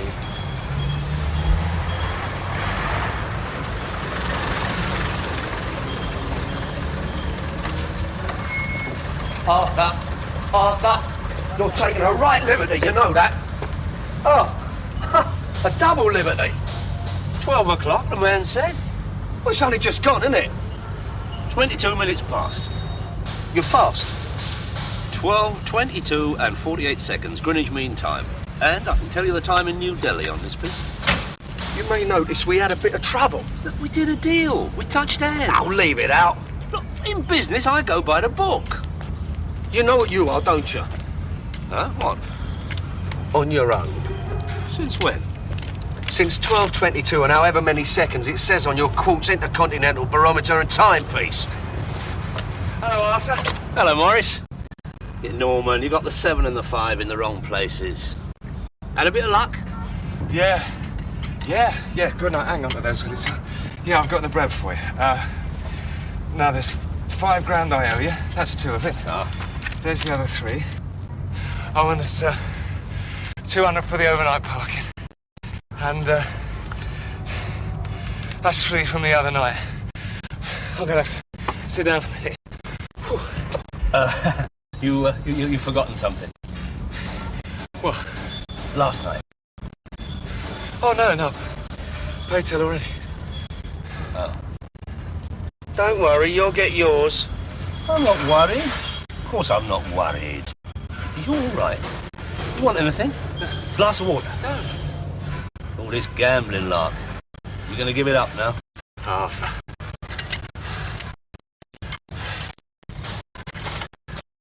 I'm a winner. You can't always be a winner, my lad. You want to bet? Cheers, Tal. I wouldn't lay odds on that, Arthur. You see, Morris always has an edge.